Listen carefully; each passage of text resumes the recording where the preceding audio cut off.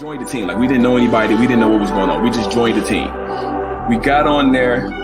We got to the field. We met DeJuan 3D Mitchell. Bring him in. Here we go. My mama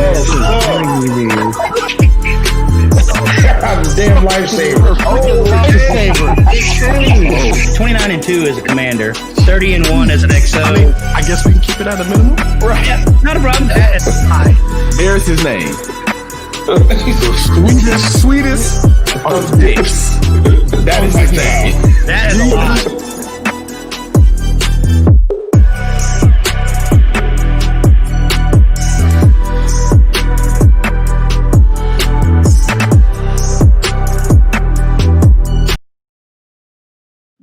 So you're looking for a new beer bong? Look no further than Top Notch Grizzly. I got 5 cents to choose from, and I got one in the works coming soon. 5 you can choose from: Woodsy, Dapper, Suit and Tie, Island Bear, and Blue Collar. And the one on the way, Onyx. I also have Healing Balm if, you don't have a beard. I got the Healing Balm for the cracked hands, cracked lips, rough elbows, rough knees. I got you. I also got body butter for that too. And I have Healing Heat on the way. I got the joints too. So check me out. Oh, I also have t-shirts, hoodies, gaiters for the face, beanies. Just check me out. www.topnotchgrizzly.com.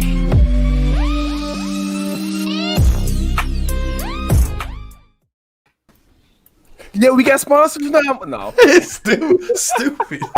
What's going on, everybody? We are back with another. I don't know about Barry White voice. I mean, Hey man, don't feed this man fucking head up. That motherfucker has a whack ass fucking voice. Whoa! Easy. Yeah. Easy. I, for one, think you should put your voice on Fiverr. Oh, you know what? Oh, damn. Mark yourself as a voice actor. Let's get him in cameo. How about that? Let's go ahead and get him cameo. Oh. That's what I'm talking about. Give him a Those top my notch commercials. I'm happy with it. Oh, God, my picture quality sucks. Hey man, yeah. So as Michael was saying before I rudely interrupted him, we back with another video. What's up, everybody that's in the chat right now? Marky, Gator Mail, TB Spence, fucking Carl, fuck you, Carl. I don't Tyler. know why's TB not in here? He was our parking lot pimp. Uh-oh. Yeah. Oh. Uh-oh. Yeah. Is that Lisa? Pimping. Is the Lisa? Did Is Lisa that jump Lisa in? in? Uh-oh, Lisa jump in. Hold on, one time. Team tag spotted.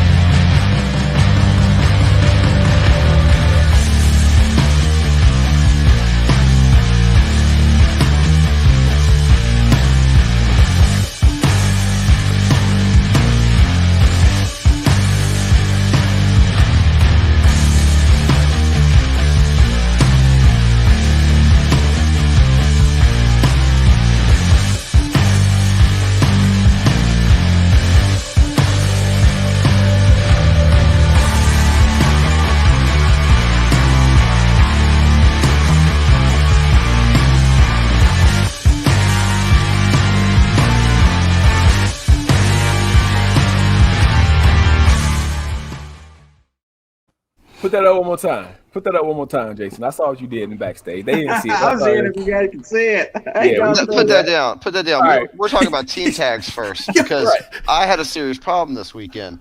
Jason, as a person shipping stuff back and forth, brought me my wonderful New Jersey from Max Sports, straight from Paco.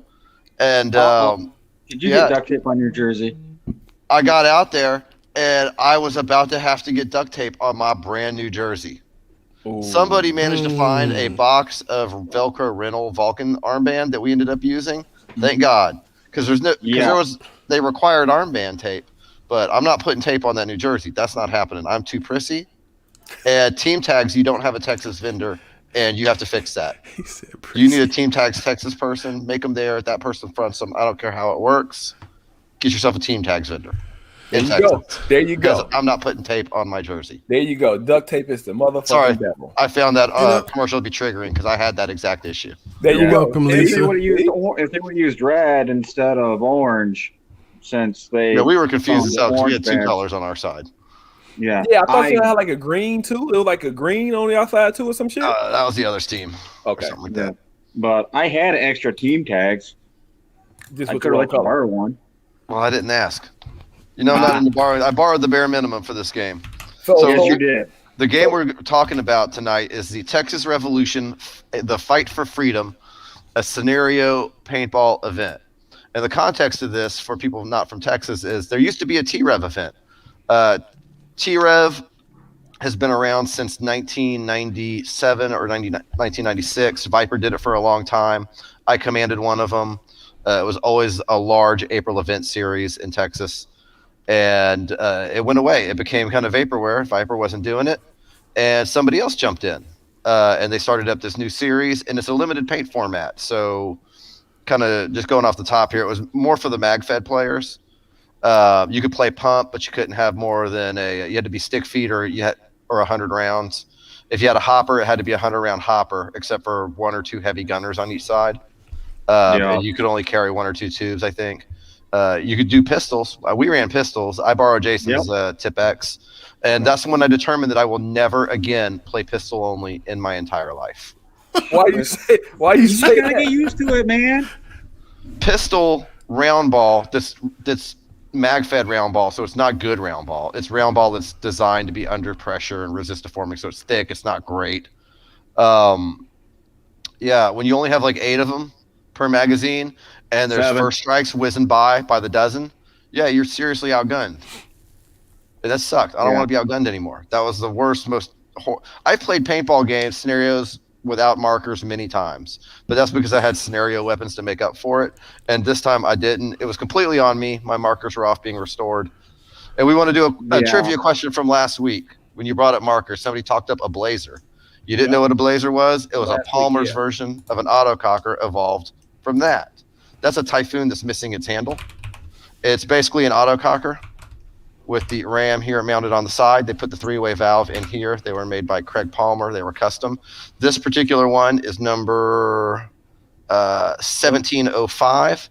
Its name is Stubby, and it was made for Diane Howe. Stubby. I can make it bigger. Stubby the Typhoon. Gave him a name. This was actually made for not Diane McKinnon. She was Diane Howe when this gun was made, if I remember right. Then she became Diane McKinnon when she married Pac-Man, and they formed MXS. But this was her Typhoon. I bought it.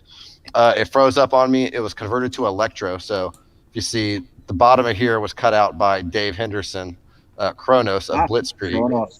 Yeah, who was at this game. And he brought it back to me. So I got reunited with this marker after 17 years. Yeah, we were trying to get Dave on here because Dave was the winning commander, right? Yep. No, that's a different Dave. that was Dave Friend who was the commander. Dave Friend commanded. Henderson Yes. Dave Henderson is from Blitzkrieg. When I started playing in 1997, Dave Henderson had already had 4 or 5, a dozen scenario games under his belt, and he was already a very scary force on the field. Kara said the girl at Future Ball one Sunday playing with pistols with first strike. She was like a ninja. She kicked ass. See, I didn't have a pistol with first strikes. I had a Tip-X with round balls, and that sucked. Yeah. I went and sat with the first strike tech, and if I had like a first strike compact, I'm sure I would have had a much better time. I'm going to buy one for the Pirate game, but run with a Tip-X only again in 3 mags, even in a limited paint format, you're badly outgunned. That's not happening. Didn't even know I had 3 mags. Completely forgot that I had one half the time on another holder that he stuck on me. I'm helpless on the paintball field. But Yeah. So this is the event, right? So you gave us a little background about the event. You two played in the event. So Yes. And what field were you guys at? this is a place called Texas Paintball. It's in Austin. It's just north of Lake Travis. Yeah, it's hill country. It's northwest Austin. As soon as you cross into where hill country starts, this is it. So you crest over this road going to a town called Jonestown.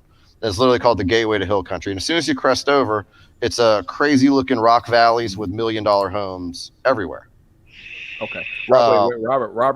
Robert Perkins says I ran first strikes. I ran FSC with first strikes all weekends, 5 to 6 rounds per mag. You can do it.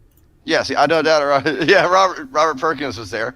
We got Eli in the backstage right now too. We don't have the video, good. but we got Eli in the backstage. Eli came in from it was just a long drive for a lot of us because this was my first game to actually not be staff on and not be a third party and just get to show up and play a game in about 15 or 16 years. Okay.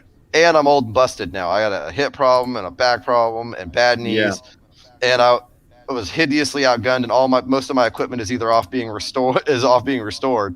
So I showed up with goggles and clothes. I had to borrow a gun from Jason.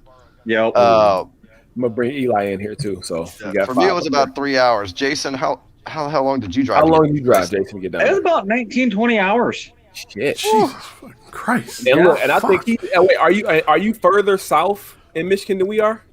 Not exactly. Aren't you Ann Arborish or are you Kalamazoo-ish? You guys know where South Haven is, right? South Haven. Oh shit! So he actually further out than we are then. Well, I'm on the other side of the state from you guys, so I might be a little bit. I'm just looking at the time it took to get to us. That's all I'm thinking about. The time it would take for us to get down there. Love you. Eli, I know you. Can you hear us there? You still muted? I got Eli. Yeah, I can hear you. Okay, Eli's there. Okay, so Eli, you were there too as well, right? Yeah, I flew in from Phoenix. Okay, so he did the smart thing. He flew in. And then we had Skeletor come in from SoCal too. So we had all of our contingent traveled. Because I was the closest. Lawrence didn't play. His back was shot, so he had to be a parking lot pimp. So all of us traveled. I traveled the least at 3 hours. Everybody else had longer flights, and I think most people stayed at local hotels. Brian, you stayed with Lawrence. TB. Yeah. All right, so let's see. So I ate damn good that weekend too. Yeah, you did. I was jealous about that shit. Jealous as fuck. We saw the pictures. So we got the TRP game recap. We got pretty much way towards the mag fed. What was the field like though? I've never seen anything like this, dude. This is probably this is a top 5 field in the United States, easily. Absolutely. Very easily. And you can make a lot of arguments for it being number 1 or number 2. All the structures on it are immaculate. That's often 2 to 3 level. Like they have a big sawmill area, and this thing has a rock wall quarry basin that goes around it, so it's kind of got a basement. It's got you can get under the ramps going into the basement. You can go into the building. You can go to the second floor through multiple staircases. A lot of the buildings themselves have turf carpet all through the interior, so nobody ever gets slick and busts their ass. The entire field is mulched. It's got more. What'd you say? Including parking. Including parking. So we're going to Texas, right? This is one of the nicest. It's so hard to describe how nice this field is. You go into the pro shop. The pro shop's immaculate. They've got a good selection of stuff. They've got 5-6 computers to do waivers, just waiting. Registration at the event. Stickers, though. They didn't have stickers. I know they didn't have enough merch.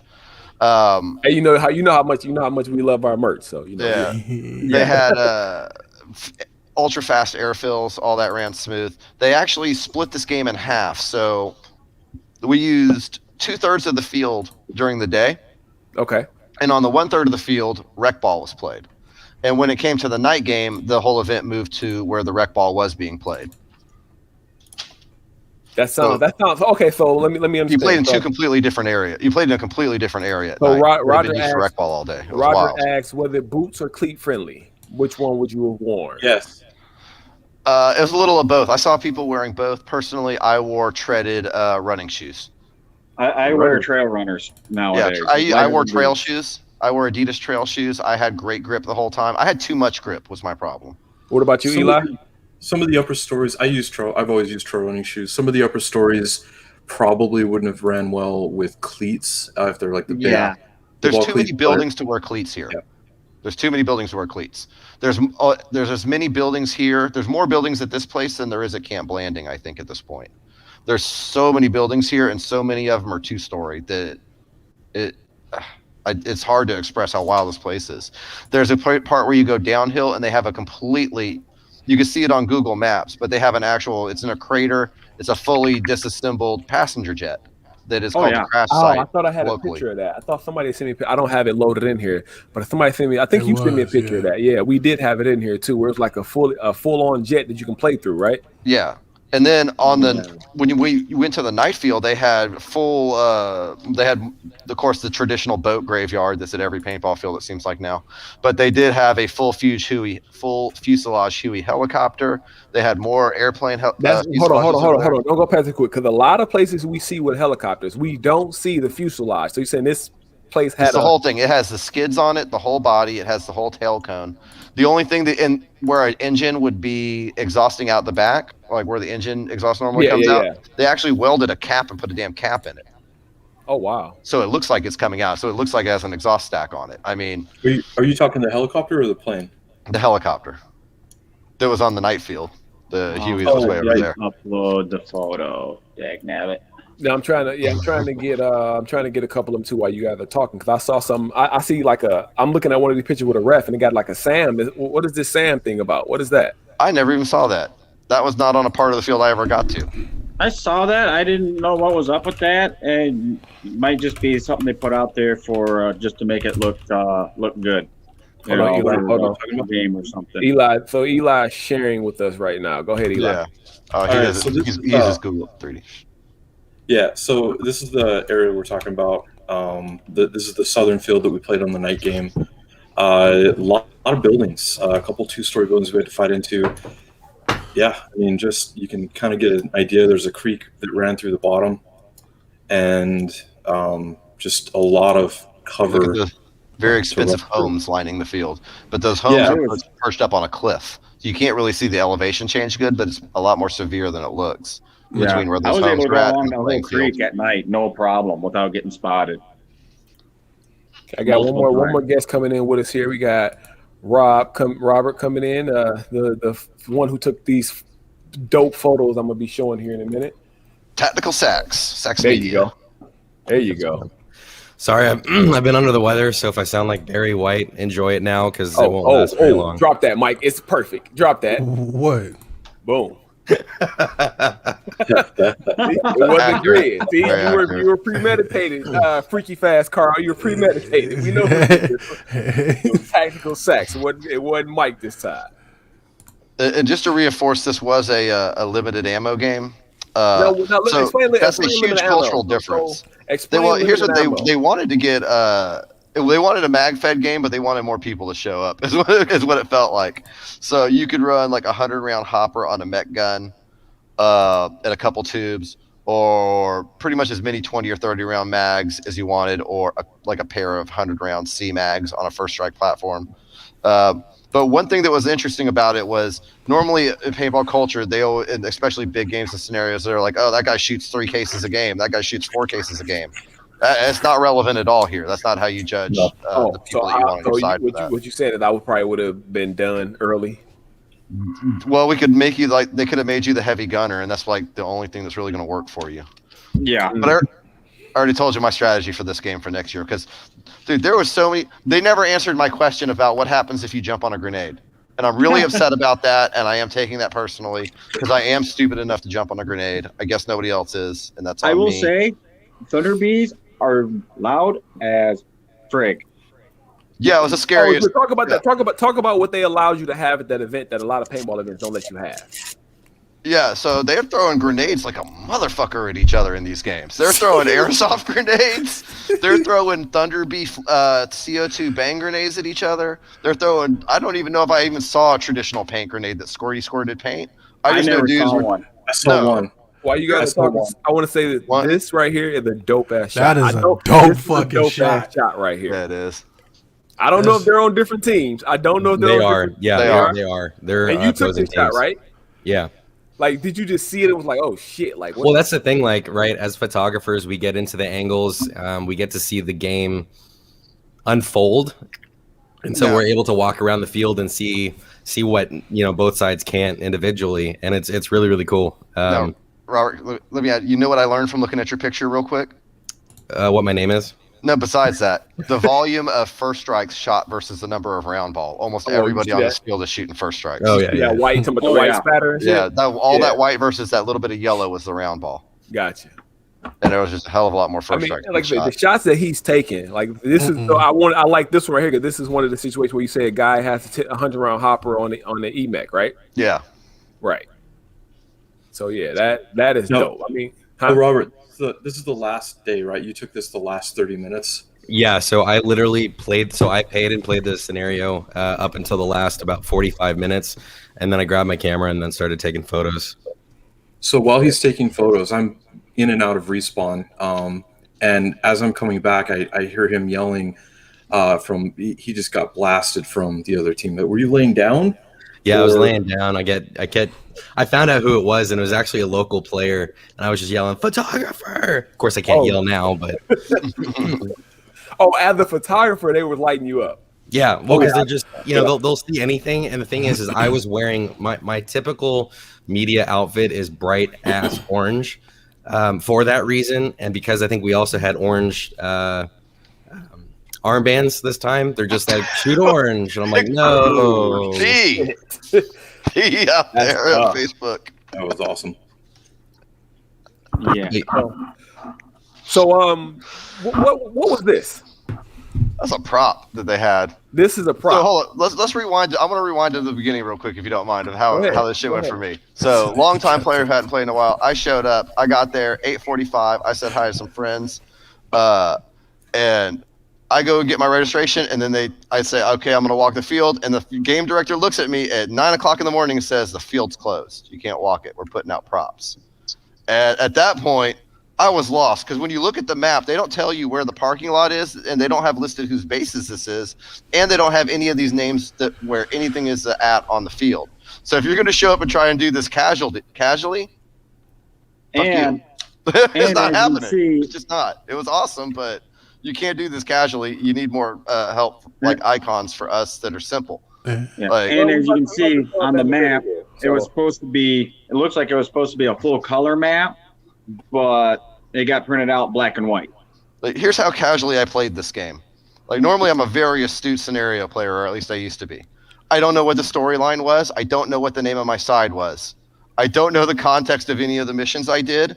I don't still really kind of only sort of know where my base on this field is. I don't know why the referees wouldn't let us touch the props. I know. Well, we're going to get into that, because I know why a lot of the missions. That because again, I just sent the link to Richard. I saw Richard Carter jumped in and said that he was helping. He said that he's Rich from Texas Night Stalker. They put the game on as reffing it, and then we also have Burke Harris, who made the props in. So I know I'm gonna get Richard. I'm gonna try to get Richard in, and we can get questions over to Burke. If I sound ridiculous, it's just where I'm coming from, because there's people. The game.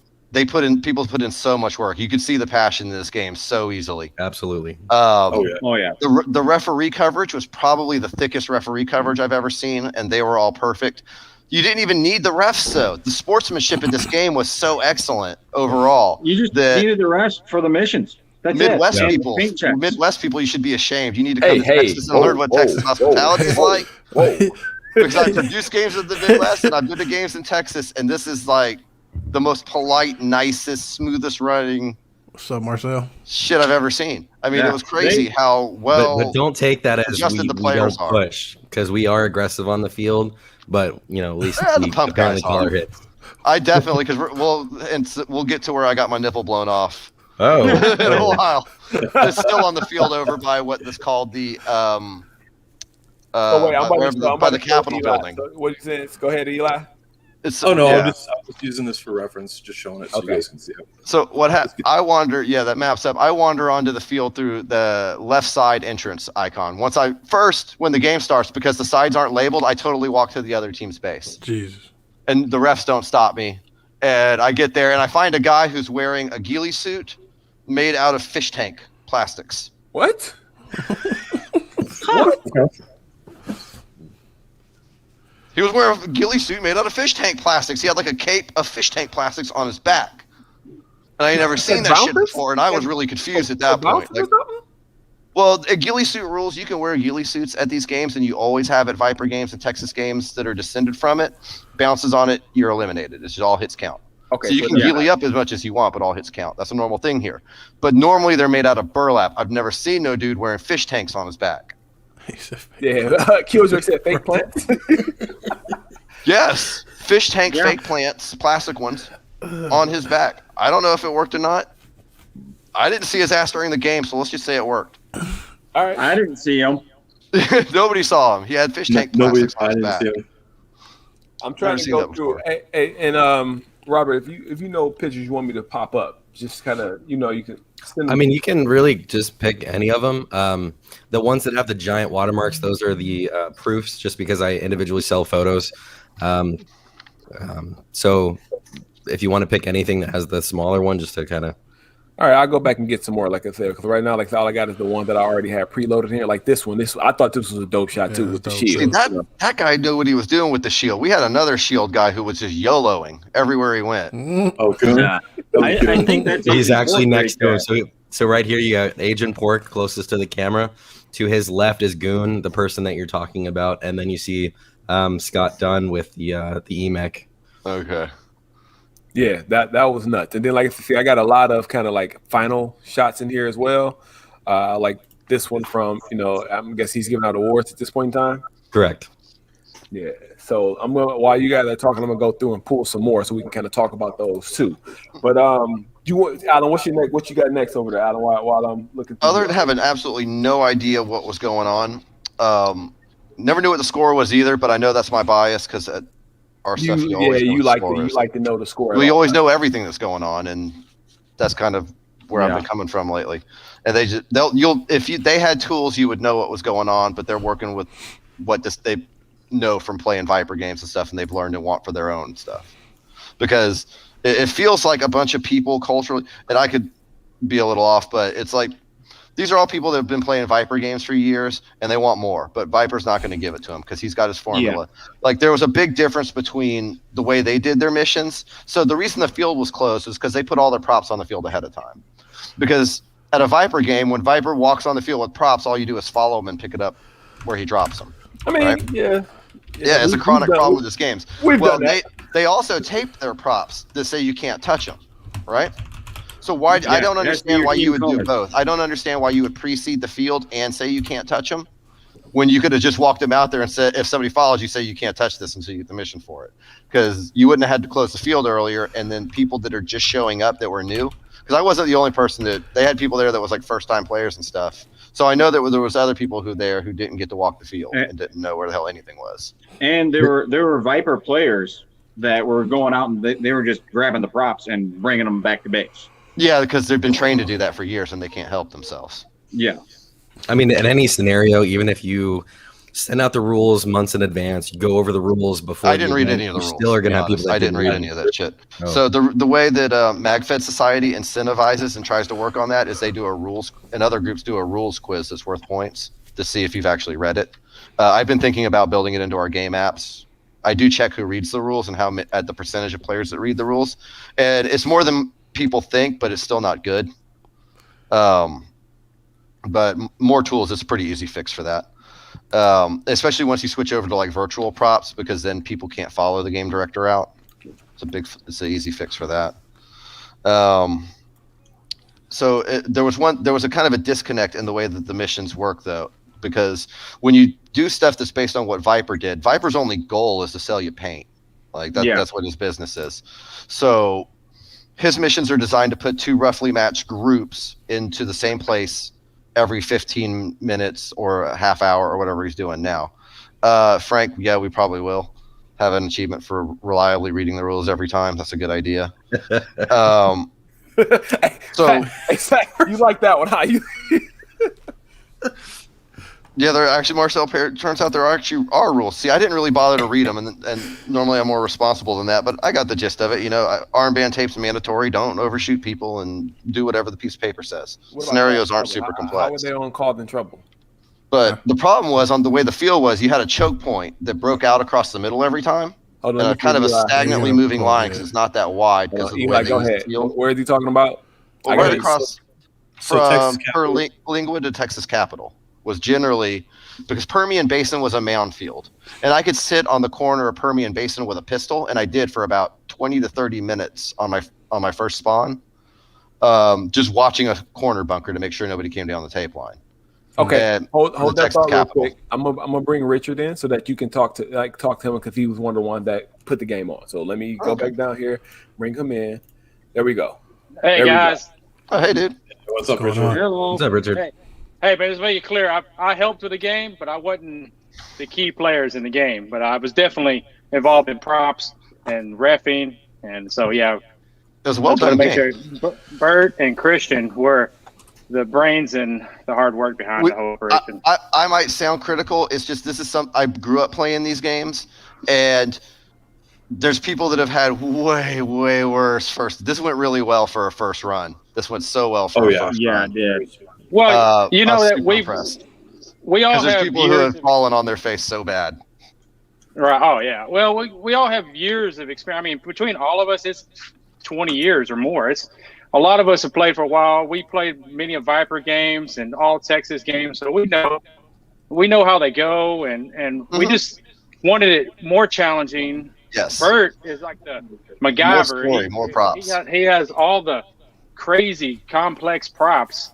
And so, it just got more advanced, and we said we can do this, we can make it happen, and we just did. It's just the game we want to play. This is the game that we wish we could get out there and sling paint with all you guys. But honestly, we all had a really good time reffing it. I mean, I had more fun. The first time I've ever reffed, and I quite enjoyed it. It was fun. So, yeah. I liked it. I had a lot of fun. I mean, I came out of a permanent paintball retirement to come play this one. Really? That's nice. Yeah, I first played my first scenario in 97. I was working for Viper by 98, 99. I commanded T-Rev. I think 2000 was the very first Holy Grail game. I was the king for that side when there was about 1,000 players, and it was still called Paintball USA. Before I don't remember what the midterm one was. I never went to that, but it was TXR after that. But yeah, I was really impressed with the game. I was especially impressed with the field. This is the nicest field in Texas, hands down. Oh man, Texas Paintball. So it's all the fields. They flow. It's like sometimes you didn't know if you're on one field or the other. It was right. So I don't know if you guys saw, but in the chat, Sax. Let me not say that name wrong. Sax. What you prefer, Sax? Rob? What you prefer? Either one is fine. Okay, so he had commented that the map that was shown by Eli had only encompassed 4 out of the 10 total fields. So if I go back to that map again, he said this is only 4 out of the 10, right? Correct. That's 4 out of the 10 fields that are at Texas Paintball. Right.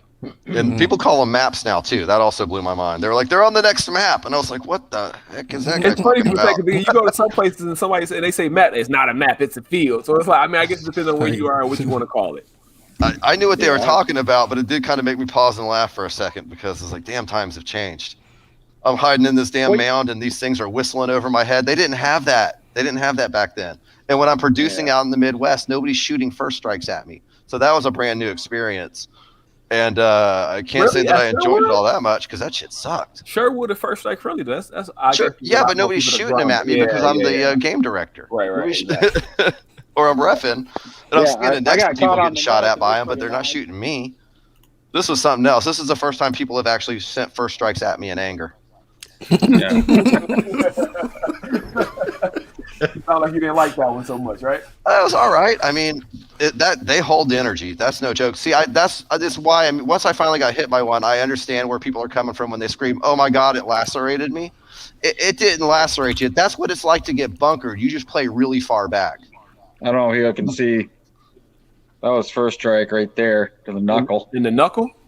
Yeah. Shit. Yeah, I remember you showing me that on the field. I'm gonna tell you right now, this guy right here is probably one who did it. I actually sent him this is Michael Friday. I sent him a message and I'm like, thank you for not shooting me while I was shooting you. Right, exactly. Yeah. But that's the thing, like one of the ones that did it. I mean, it was during the last half hour or so of the game, and it came from under one of the stairs. That's all I know. Oh, the stairs. Now, the stairs, is that the location? So what's the location? Dude, there's like 100. How are you going to say the stairs when there's 100 stairs on this field? Well, there was a video. Okay, so it was in that where the main buildings are, all that town area with all the 2-story buildings. That came from under the stairs on one of those buildings as I was pushing. That's like they call that was called like the University of Texas or something at the game. Texas Capitol and University of Texas. Capitol, Texas. Capitol building. If you're looking at it from more of a 3D view. For people, I don't know how to describe this until you've been there and see it for yourself. It's like some shit you would find Branch Davidians hiding in. It's enormous. It's this giant 2-story structure. There's lots of rifles pointing out when your team doesn't have it. I'm talking about that. here. Yeah, What is this? that. That's I love that. About. Oh, that's I church filmed that they're working video. on. That I is saw the him NASA loading the building. mag. I was like, he's about to pull something off. So I had to bust out my okay. phone and get that on video. Okay, Nice. so that's what happened. You just start filming it on video. Yeah. I was reffing, but I knew I needed to get some video, some pictures for the game so I could show the players. And so I saw him getting ready. And if you look on there, the guy on the left, he could have easily turned the corner and saw him. The guy on the left of the building could have looked down on him and shot him.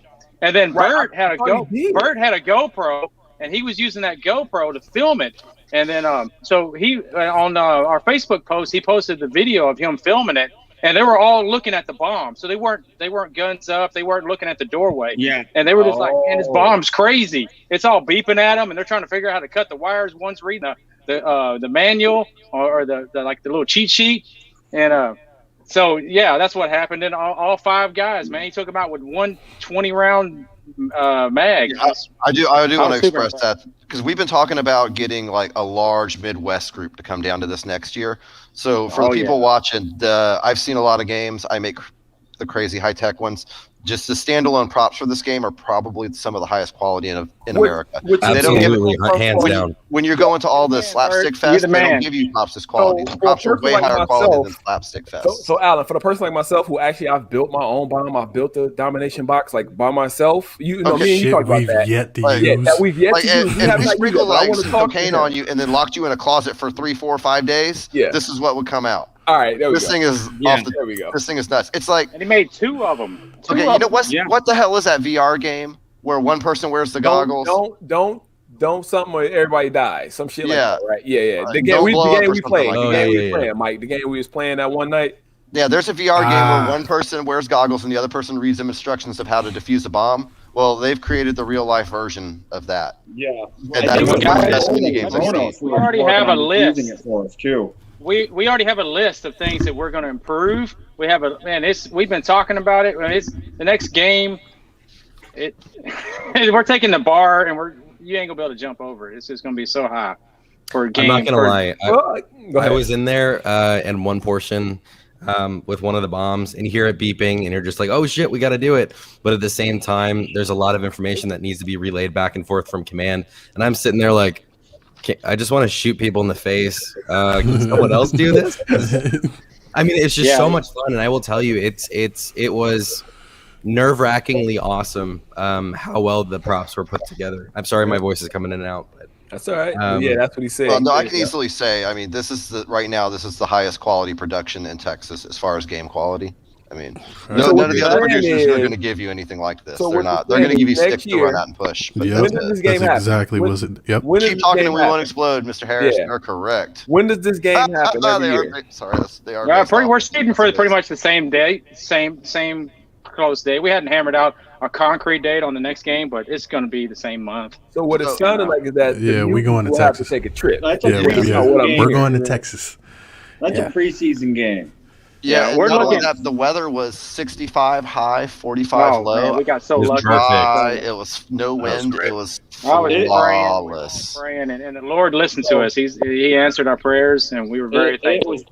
It was so for everybody in here, weather. For everybody in here, we're going to this next year. The Mutants are taking the trip.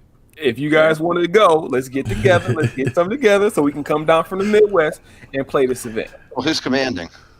Because if we're all coming down, we hadn't figured that out yet. No, I'm sorry. I'm not talking to y'all. I'm talking about our group. You talking about us? I'm going to ship a volunteer to command. We'll see if we can get an out-of-town commander. You know, we had 150 people our first game, and we felt really good about that. And I'm positive we're going to have 200 plus next year. I mean, we're going to be pushing the boundaries of the field. I mean, honestly. Are you going to maintain the more open nature and allow more of an open class with limited paint, keep the same style, or are you gonna? Yeah, that's still up in the air. All right, Tyler, we did make it hopper. I will say it worked, by the way. To get people in. We wouldn't have got that many MagFed players in for sure, No. The limited paint worked. I don't see a reason for you to limit it to MagFed because it just worked. I commented before you came on that this was the only in a culture of paintball where everybody refers to people like, oh yeah, that guy shoots X amount of cases per game. That didn't exist here. This was people here playing the game. Yeah. And it virtually worked. no overshooting. Right now, I know Alex. I went through 2 bags of. I know you feel like I call you out every time I say that, Matt. It's not my fault. You see the CS2 with 5 cases a game. Oh You no, do I'm that shit proud yourself. of that shit. Goddamn. I'm proud of that. I ain't shit. I got an MG in the basement too. I can go both. I can. Let me say, Harold's in the chat. I'm not gonna. Well, as soon as I saw the rules that you Don't carry you say 2 it. C-mags. Right. You said what? Oh, Look at man, that shit. look at this. Dude, yeah, see, this field. I mean, okay, so I would like to 2 things I'd like to highlight on games if you're going to travel. It's 3 things really. One is the Airbnbs. The area surrounding this is very rich and everything's extremely nice. So the Airbnbs are all going to be awesome.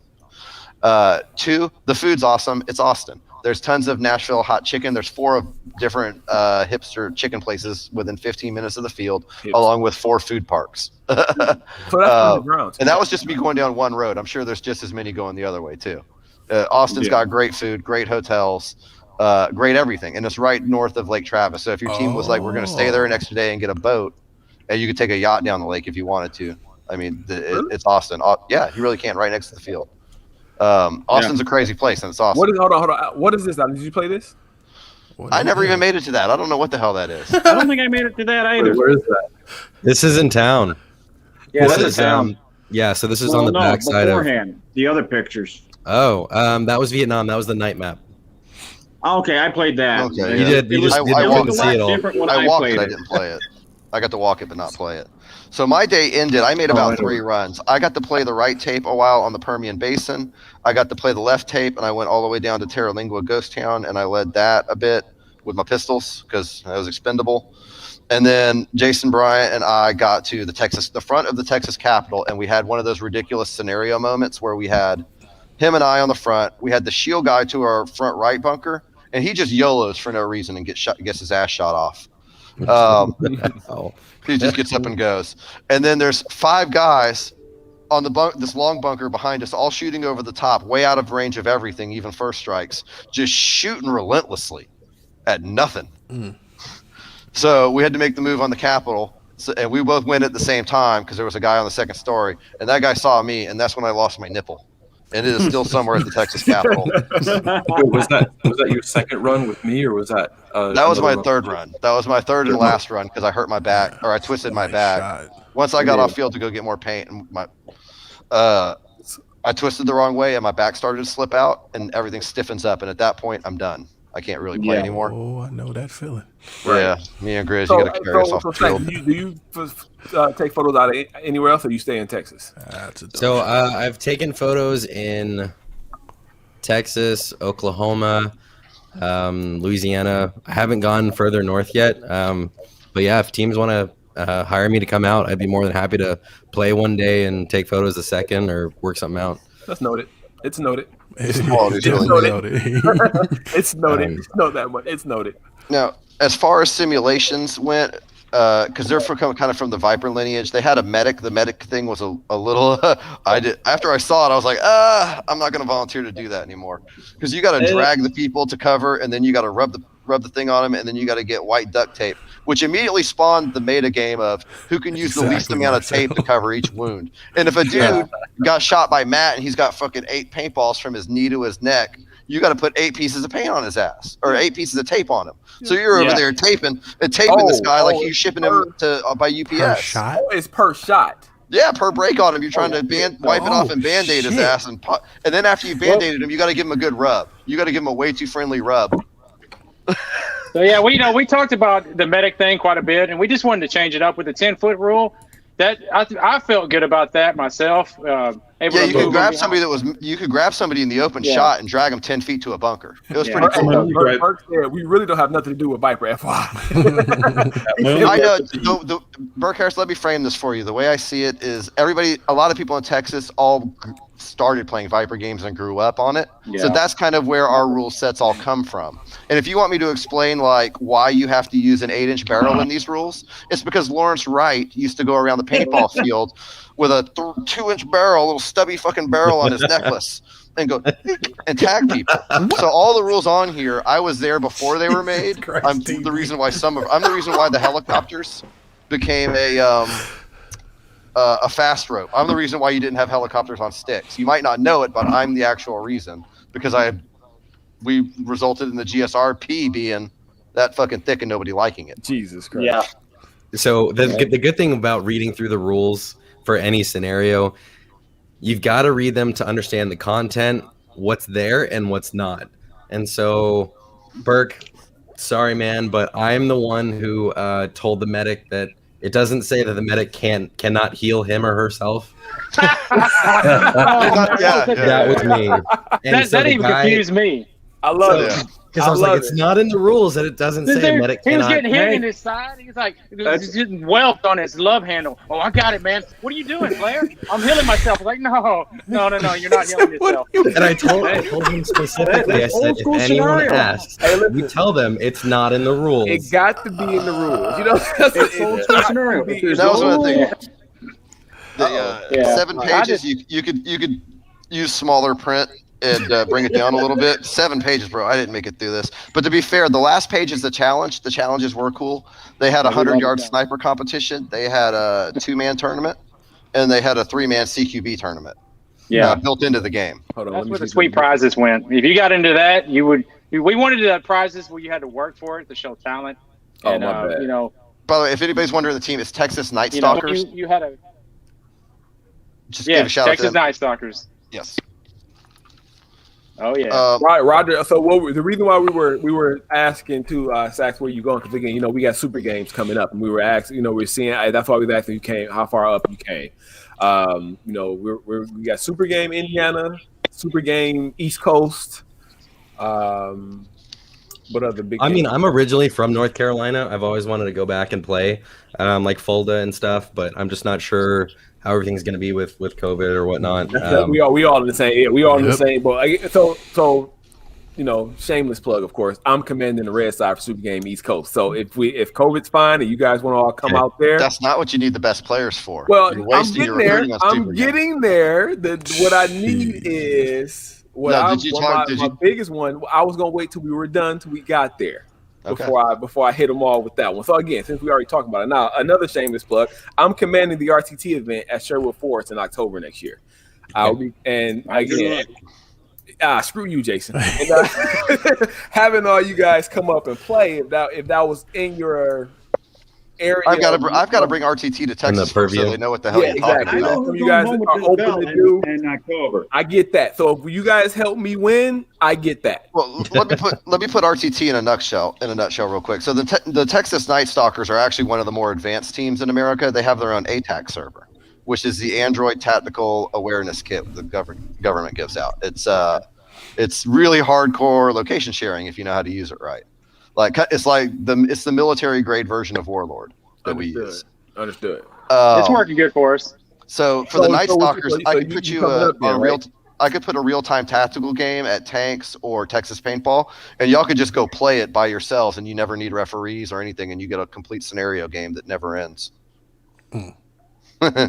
Or you can just come up in October and play with me and play with my guys. Yeah. Okay, so let's do the belt, right? Right, Jason, you got that belt hanging around? It looks too big for you, bud. Speaking of RTT, here's the U.S. National Championship belt that we had to ship up north.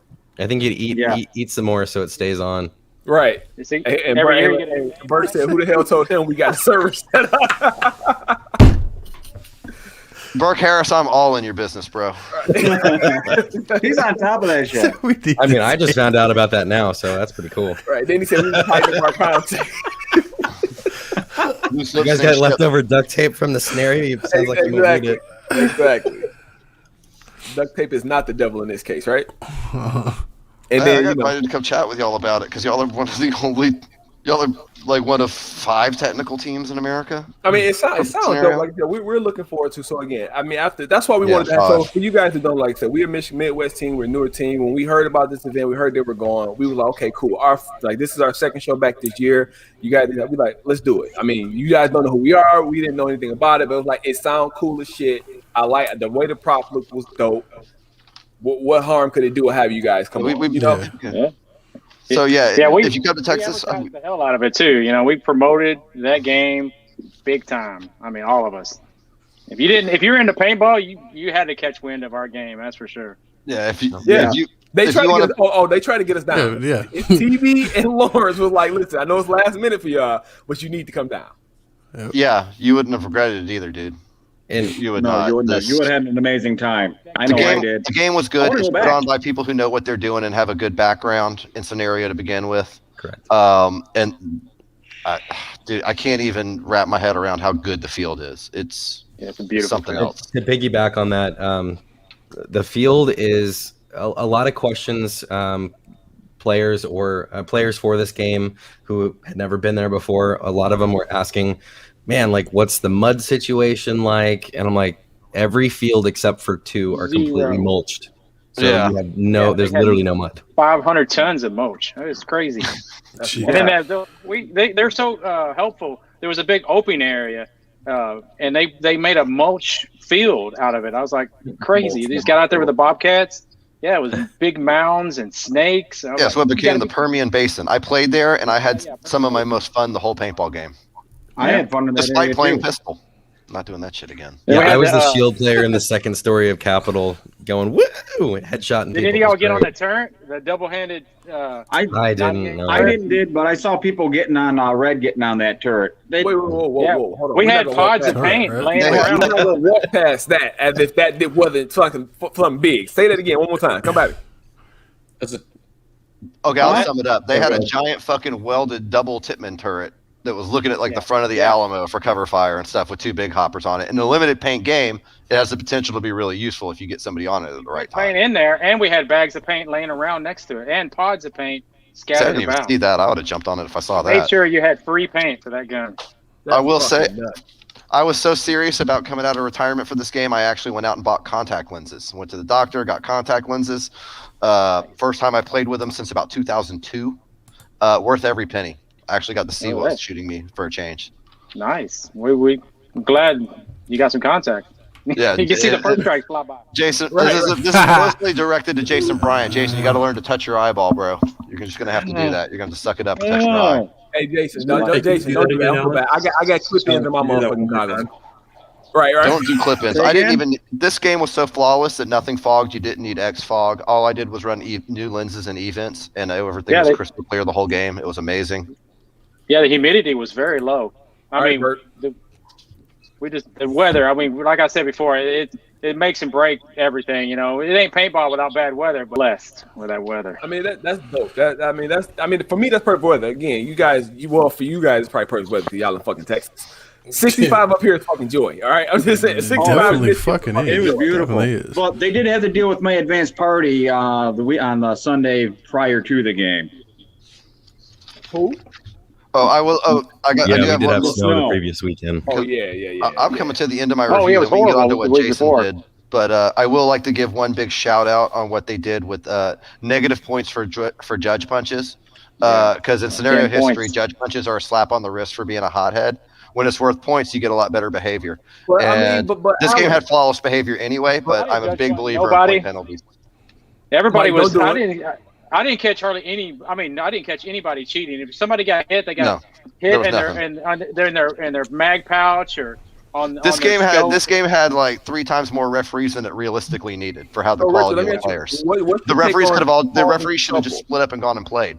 Jesus It was so Christ, well yeah, run. it's causing What trouble. was the that, thing man? for all of the refs though is they all had to watch props. It Well, wasn't okay. just for. Yeah, we had zones. We all had a I zone. know, but once I was we in- get y'all I was in the technology, you don't have to graveyard. do that. You can just go play. I was that Uh-oh. ref that was hanging out in the graveyard. No, I just wanted to know. I just Yeah, hey, zombie. hey, I saw you a lot. I just want to know. I just want to know their take on causing trouble because I just want to know what is your He definition? wants to of know if he's causing- going to get judge punched for profanity. Oh well, yeah. No, if you're nobody, I didn't hear anybody cuss. Honestly, you know. Well, see, it- that's his thing. You want me to run it? I'm gonna run it. Run One it, second. run it. I mean, I will say I did drop the F bomb when I got 5 first strikes. We from, actually had like, to put it in 8 our feet rules so away. you can drop the they F-bomb. have a rule set just for me. And you ready for why? This is why. This is my saying. Get the fuck off my ocean purified water. When you need to quench your thirst, to get the fuck off my ocean. Sweet bitch, look what you done did to me. You sweet Luscious, bitch. nutritious, like this, be the sweetest of bitches. What? Yes! I'm trying so hard not to laugh and cough. Go ahead, do it. Laugh. So at our pirate take game, a drink. I'm we gonna could talk spit it out. we could talk a little pirate game because they're scenario players. The pirate game is what I do to showcase the best of everything scenario. You get missions on the hour and half hour. You get role playing. You get a little territory control action. You get a pirate party that's all on theme. We should have like 60% of the 80% of the field in costume.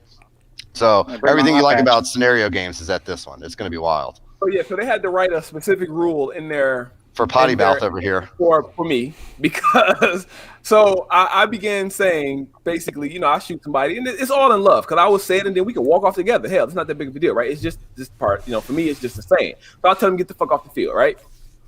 Not the monstrous, not being like a big ball. No, it's just hey, get the fuck off the field. So I got in trouble for that. I owned it. Shut up, Mike. Shut the fuck up. All right. So I got in trouble for that. So I just wanted to know because again, it's just a saying. Like, is that a judge punch from you?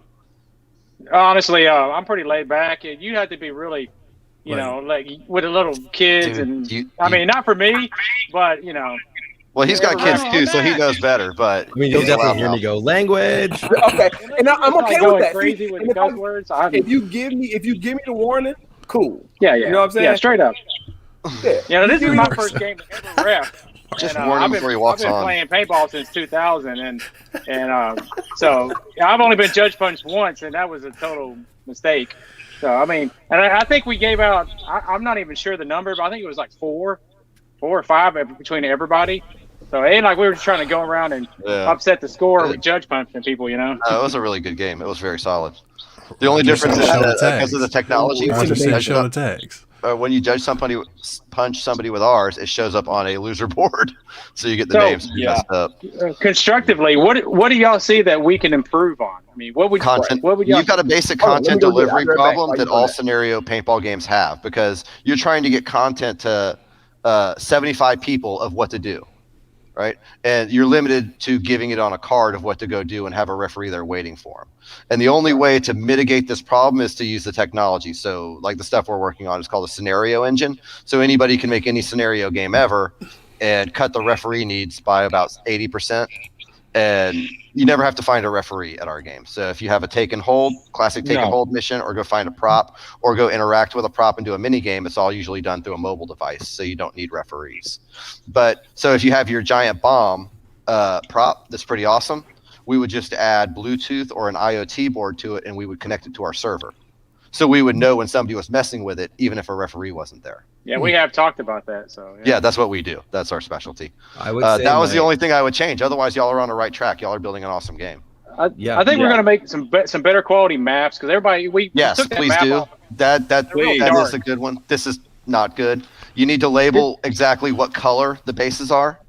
Did I talk to you at the end of the game when it was no, all over? I didn't play Sunday. Once I hurt my back, I drove back to Houston. Okay. I didn't get to play the night I session talked to a couple I can of only guys and they were waddle. talking about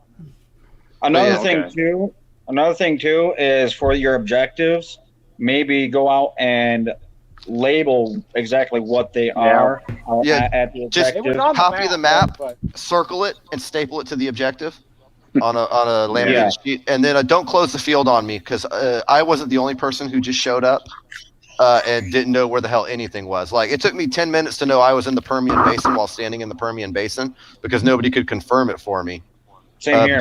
And I couldn't pre-walk the field and drop my. Well, it was just on our defense. It was an hour before, I believe, and we needed to set up. It was at 9 when I got there and got my registration. The game director closed it on me at 9, so there was a 3-hour gap where I could have walked that field. Okay. That was just it. If you still have the stuff taped, you just walk it out there like Viper did, but tape it and say you can't fuck with it, and that'll solve your problem of closing the field early that I had, and any other new player is going to have when they show up. Okay, noted for sure. That was it. Otherwise, y'all did pretty well. Damn, I don't have any other thing else. I don't have anything negative to say. That was my only beef was I didn't know where the hell anything was. I showed up to play casually and got an awesome casual experience out of it and was super happy, and I'll be back next year. And he's probably going to bring us with him, just so you know. Yeah, next time we show up, we might be. I won't say it, but I will have it on the back of my helmet. How about that? Okay. There you go. There you go. We might show up 50 deep. And before I'm done reviewing this game, I would like to do Equipment Corner. So this is what I wore all game. This motherfucker. I wore the fanny pack, and in my fanny pack, I had my necessary snacks on my front pouch, because you never know when you need snacks. I had 4 pins. I had 10, but I started giving them out. I gave some to my general. I gave some to other people I saw. I gave some to people with mission cards, because you can never have enough pins in a scenario game. I have my awesome Copper State sticker from Eli. And then in my last pouch, I kept my phone and my battery pack, which kept everything running all game. Yeah. And this is the most tactical shit ever. And you can't front on Mickey Mouse, because this shit got mission signed off and completed. An old 40-year-old busted man with a bad hip and back, and who blew his knees out, smashing him into bunkers on the left tape line, still got missions done wearing a Mickey Mouse pack, and you couldn't stop him. Haha. Hey, here's a player's tip. If you're reffing or anything, get you a clicky marker with a pull cord on it. Yeah, dude, I'm telling you, I've done a lot of medic work, and I have this hanging off my neck. You never lose your damn pin, and it's always there. It's good. You never have enough You ain't gotta fidget around with the damn toxin. You just hit a button and keep moving. There we go. Yeah, that my helps a only lot. constructive criticism. I think we can move to Jason Bryant's review, because I hurt myself. I didn't get to play the night game. Hold on. I was in bed early. Yeah. I slept the night awesome. game. Let's talk about the night game. Hold on. We're the Texas Night Stalkers, so we wanted to put a really good night game on. You know. So, okay, hold on. Zach wanted to get some feedback. Go ahead and give your feedback. Yeah, so it's just my one constructive criticism was, I mean, I loved every minute of the game. I did participate in the challenges, and so my only constructive criticism would be put the challenges before the scenario, just because we missed out on. I mean, I did 2 of the things, so I missed out on maybe a couple hours worth of this. Can I add to this? Can I add this real quick? Culturally, you start at 12 because that's where it's always been started, but you could have done those challenges at 10 o'clock. That's what I'm saying. He's right. He's dead right. So that's do it awesome. ahead of time, because the pre-reg guys were able to do that. So just knock it out, and so we can enjoy the rest of the scenario. We don't have to worry about MOS. And it doesn't take bodies off the field from the main game either. Correct. Yeah. We talked about doing it before, and we talked about doing it after, because they give incentive for people to show up the next day. Because a lot of people will go home. You know, before's better. I like before. Yeah, whoever was said before is on the right track. All right. Yeah, before would be good. That way people are still fresh, and if you do it after, they're going to be wore out already. They're going to be worn out, and maybe their gear's not working, and yeah. Okay. Yeah, there's a lot of factors involved. Yeah. So there was a gun tech there. If you were a First Strike user, Fernando Diablo Rios was there. He was teching on nice site. Yeah. I've never seen so many people take off their entire upper of a paintball gun and just hand it to a dude and walk off like it was cool. Like, they didn't even say who the hell it was or to give him his name. Just boop, put it on the table and wandered off. And when they came back, it was flawless. And that's amazing service. That's a great vendor to have at a game. Yeah, he's good. He's good at what he does. So what would you do if someone doesn't call his or rocket or grenade hits? You get your marker and you shoot them in the back of the head till they do. Jeez. Yeah. Jeez, fuck. Yeah, remember, anytime you That's throw either one, premeditated. rocket, and I wasn't looking, man. I didn't see it. Look, if somebody's going to outright cheat on you really bad, they're going to have to learn how to play through the pain, and that's going to be the only way to apply corrective action that's going to stick. He's from Texas. I don't care what nobody says. I know where you're from, but I don't care. I'm making them own that one. Death penalty. With the Rockets, I was reffing, and there was a lot of players that would hear that bump on the side of the wall, and they were like, all right, I'm out. I know what that is. And they would, I would say more than half of the hits, I didn't even have to tell the people to leave. They already knew.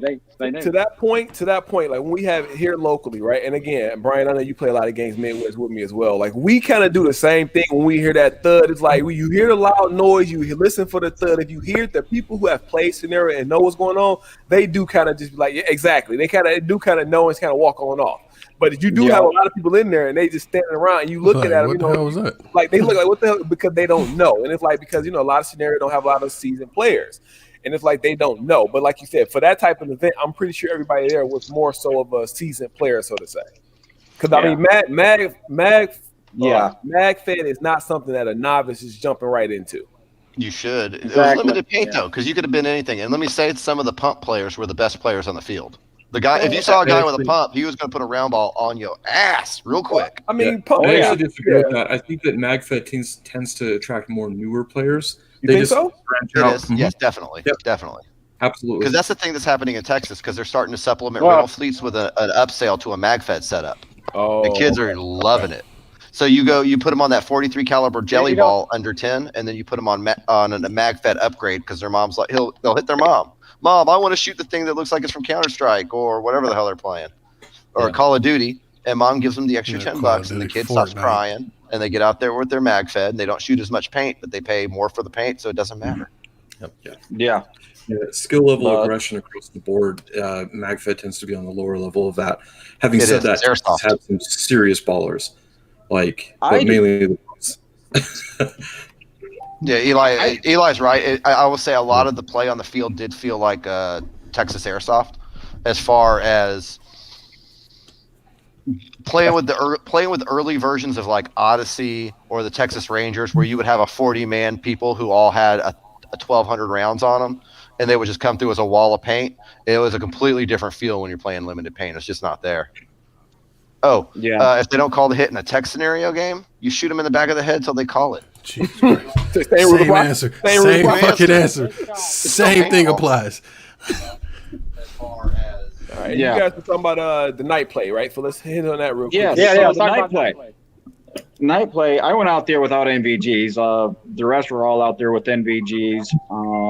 We had players on both sides with NVGs and thermals. And shit. Yeah. Yeah, there's a high tech level here, relative, because there's such an established history of night play in Texas, or there used to be until Viper killed it off and the Night Stalkers brought it back. Oh, we're gonna cancel the night game story. because nobody wants to play. See, what you saw at this game was the rejection of the idea that people don't play at night. Because over the course of their customership, I can tell it without even having met them, because I know the numbers. They used to play till 3 o'clock in the morning. I know because I was there, and that night game went away, and they pay the same amount for a 10.5 hour game. Costs the same as a 18-hour game did 10 years ago. Yeah, a 24-hour game. Yeah, right. Yeah, exactly. You're 26 hour. Oh, it's 26. Does that mean driving there and coming home? What's going on? Yeah, exactly. No, a Viper game is 10.5 hours in a 2-day format. It used to be a lot more. They gave a hell of a lot more than that.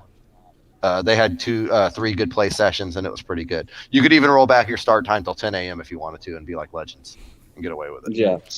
But no, the night play, I spent a lot of my time going along the tapes during at night.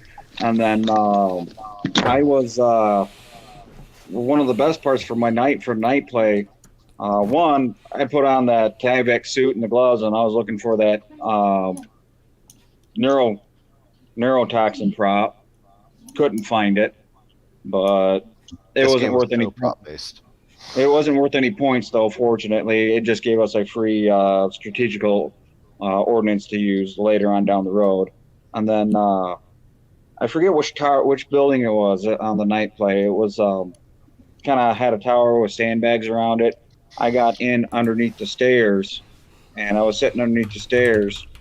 I knew there was people upstairs. Wasn't sure if they were red or blue. I was going to wait for them to come down and see what color armband they were wearing, because there was enough light coming in, I could see. And blue player comes in the door, and I point my pistol at him, ask him to surrender. Just as what I found out, his buddies were upstairs, came down. Some confusion ensued, and let's roll tape. Right here. This right here. I'm gonna put I didn't share the audio, so you can't really hear it. Let me go back and share the audio so you guys can hear it too. Hold on, because you got to hear the audio on this too. So let's see if we can get this right. Yeah. So went through and did that, and I surrendered the guy who was. Hold on, I might have to mute you guys. Hold on. Okay.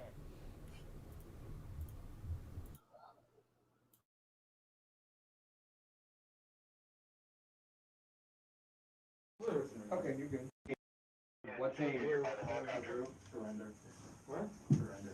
What team are you? Don't shoot me. That's close. I know. He's on our team. Are you friendly? Yes, he is. Okay, you're good. I was gonna. What are you saying? He was trying to surrender you. Are you friendly? Oh no. Surrender, please. Would you like to surrender? I'm sorry. Okay. I did not mean to. Okay. I was so confused. I was like, Oh, So- Jason. Yeah. Yeah, You that should was have shot awesome. all 3 of them. So I'm just saying, Jason, I'm just saying right now, Jason. If you don't learn anything from me, you shoot first. You ask questions later. We had this conversation before you came on, Jason Bryant. Your problem is you're too nice because you should have just started blazing away at everybody. Listen, I'm sorry. Yeah. I will apologize to you later if you own my team or not. I'm sorry for doing it. Oh, I got But I shot ain't by my taking no own guys chance. at one point during the night play because I was out there stalking around, going along the tape line. I actually got all the way up to the other side's base. I'm like, I'm up a little too far. Let's go back this way. Killjoy I'm said, heading. so gentlemanly. Exactly, Killjoy. You know if it was me, Killjoy. I'm like, nah. So I'm going. That was Southern you know, hospitality in a nutshell. Yeah. So I'm going across, I'm coming from their base basically and working my way through the field. And I wound up getting shot by my own guys because I'm facing the wrong way. I'm used to that though.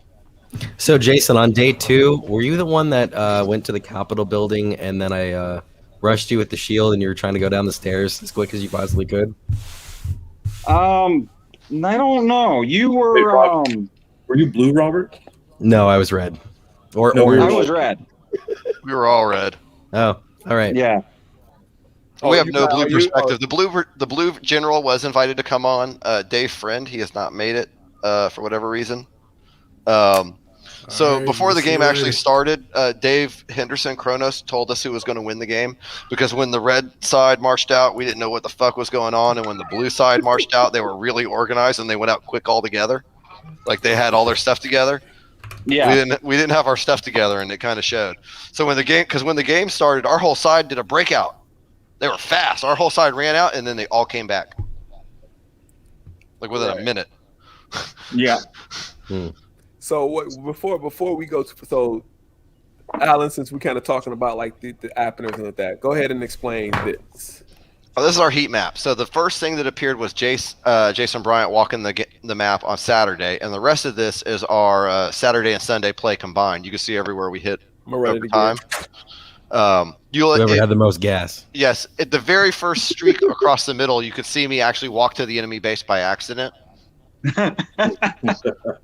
And then wander around the corner there because there's a big Quonset hut and there's a house there. I mean, this place is... You can see the boomerang shape of it, though, because the 2 white buildings where we start and the biggest red blocks are parking lot pimping. Yeah. So the farthest red block on the left middle part is where we were actually encamped, and the one more centered is where the first strike table was at, and we were chatting with Fernando.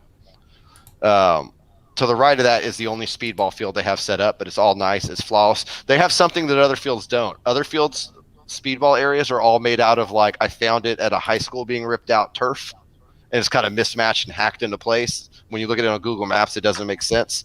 Their shit was flawless and lined. I've never seen anything Go back like to that how- heat map real quick. It's You my can tell- home field, so it's a blessing and a curse at the same time. Because everywhere else I go, out of state, quality's in lower. state, it's just like yeah. It's going to be hard to impress you. I mean, the only fields that are going to impress, the only field I can think of, there's going to be Fort Knox would probably impress you. Okay. Sherwood Forest would impress you. Oh yeah. Sherwood would definitely impress them. Paintball to go would impress you. But other just than having that, Low Low Country bathrooms with the would renovation, impress Low me. Country's awesome. But I mean, God, Go ahead, Eli. this feels something else, dude. Yeah, so if you look at that map, you'll see that there's not a lot of. I'll show the not a map lot- itself. Just show the map. There you go. Yeah, just go there. If you notice the heat map, these are the areas up on the field. There's not a lot of movement up to the Capitol, and that's just it was basically a no man's land for about 40 yards. It's the first strikes. Well, first strikes and not a lot of decent cover to overcome that. Right. So you're literally running, trying to dodge first strikes about 40 yards effectively to the Capitol building. And then once you get there, you have to huddle in a corner and hope that the guy up in the tower doesn't shoot you from up above. Absolutely brutal. Yeah, there's too much open gaps before the buildings. They could fix that up at the field. There's not enough. So with tombstones in the graveyard portion or some of the ones in front of the building, the bunkers, I don't know if I'm getting fat or what, but the bunkers themselves are too narrow. It's because normally when you hit like an airball bunker, you're going to turn in sideways put your ass into it and turn your body and play like a speedball player and lean out. But you can't do that because now your feet are sticking out the back of these bunkers because some of them are so narrow on the front. And they have so much 2-story coverage, you get shot over the top of it constantly. So you have to play really close. If you start to play back off your bunker, you're immediately taken out. And with some of that 2-story, because of how the trees are at on some of those 2 stories, they have an excellent shot on you, but you don't have a shot at them at all because there's too many twigs in the way. Not without first strike. Well, it's a paint volume problem because you could make these gaps if you had enough cover fire from people with 200 round electro hoppers and 8 pods. But in the limited paint format, you can't make this gap. If you had quite a few me's on the field, it could work. Yeah. Regardless of the scenario, if you ever get a chance to come down to the North Austin area, definitely check out Texas Paintball. It's totally worth the trip, I promise. It is. Yeah. I totally agree. This is the destination field in Texas. There's no other field that I would call a destination field in Texas right now.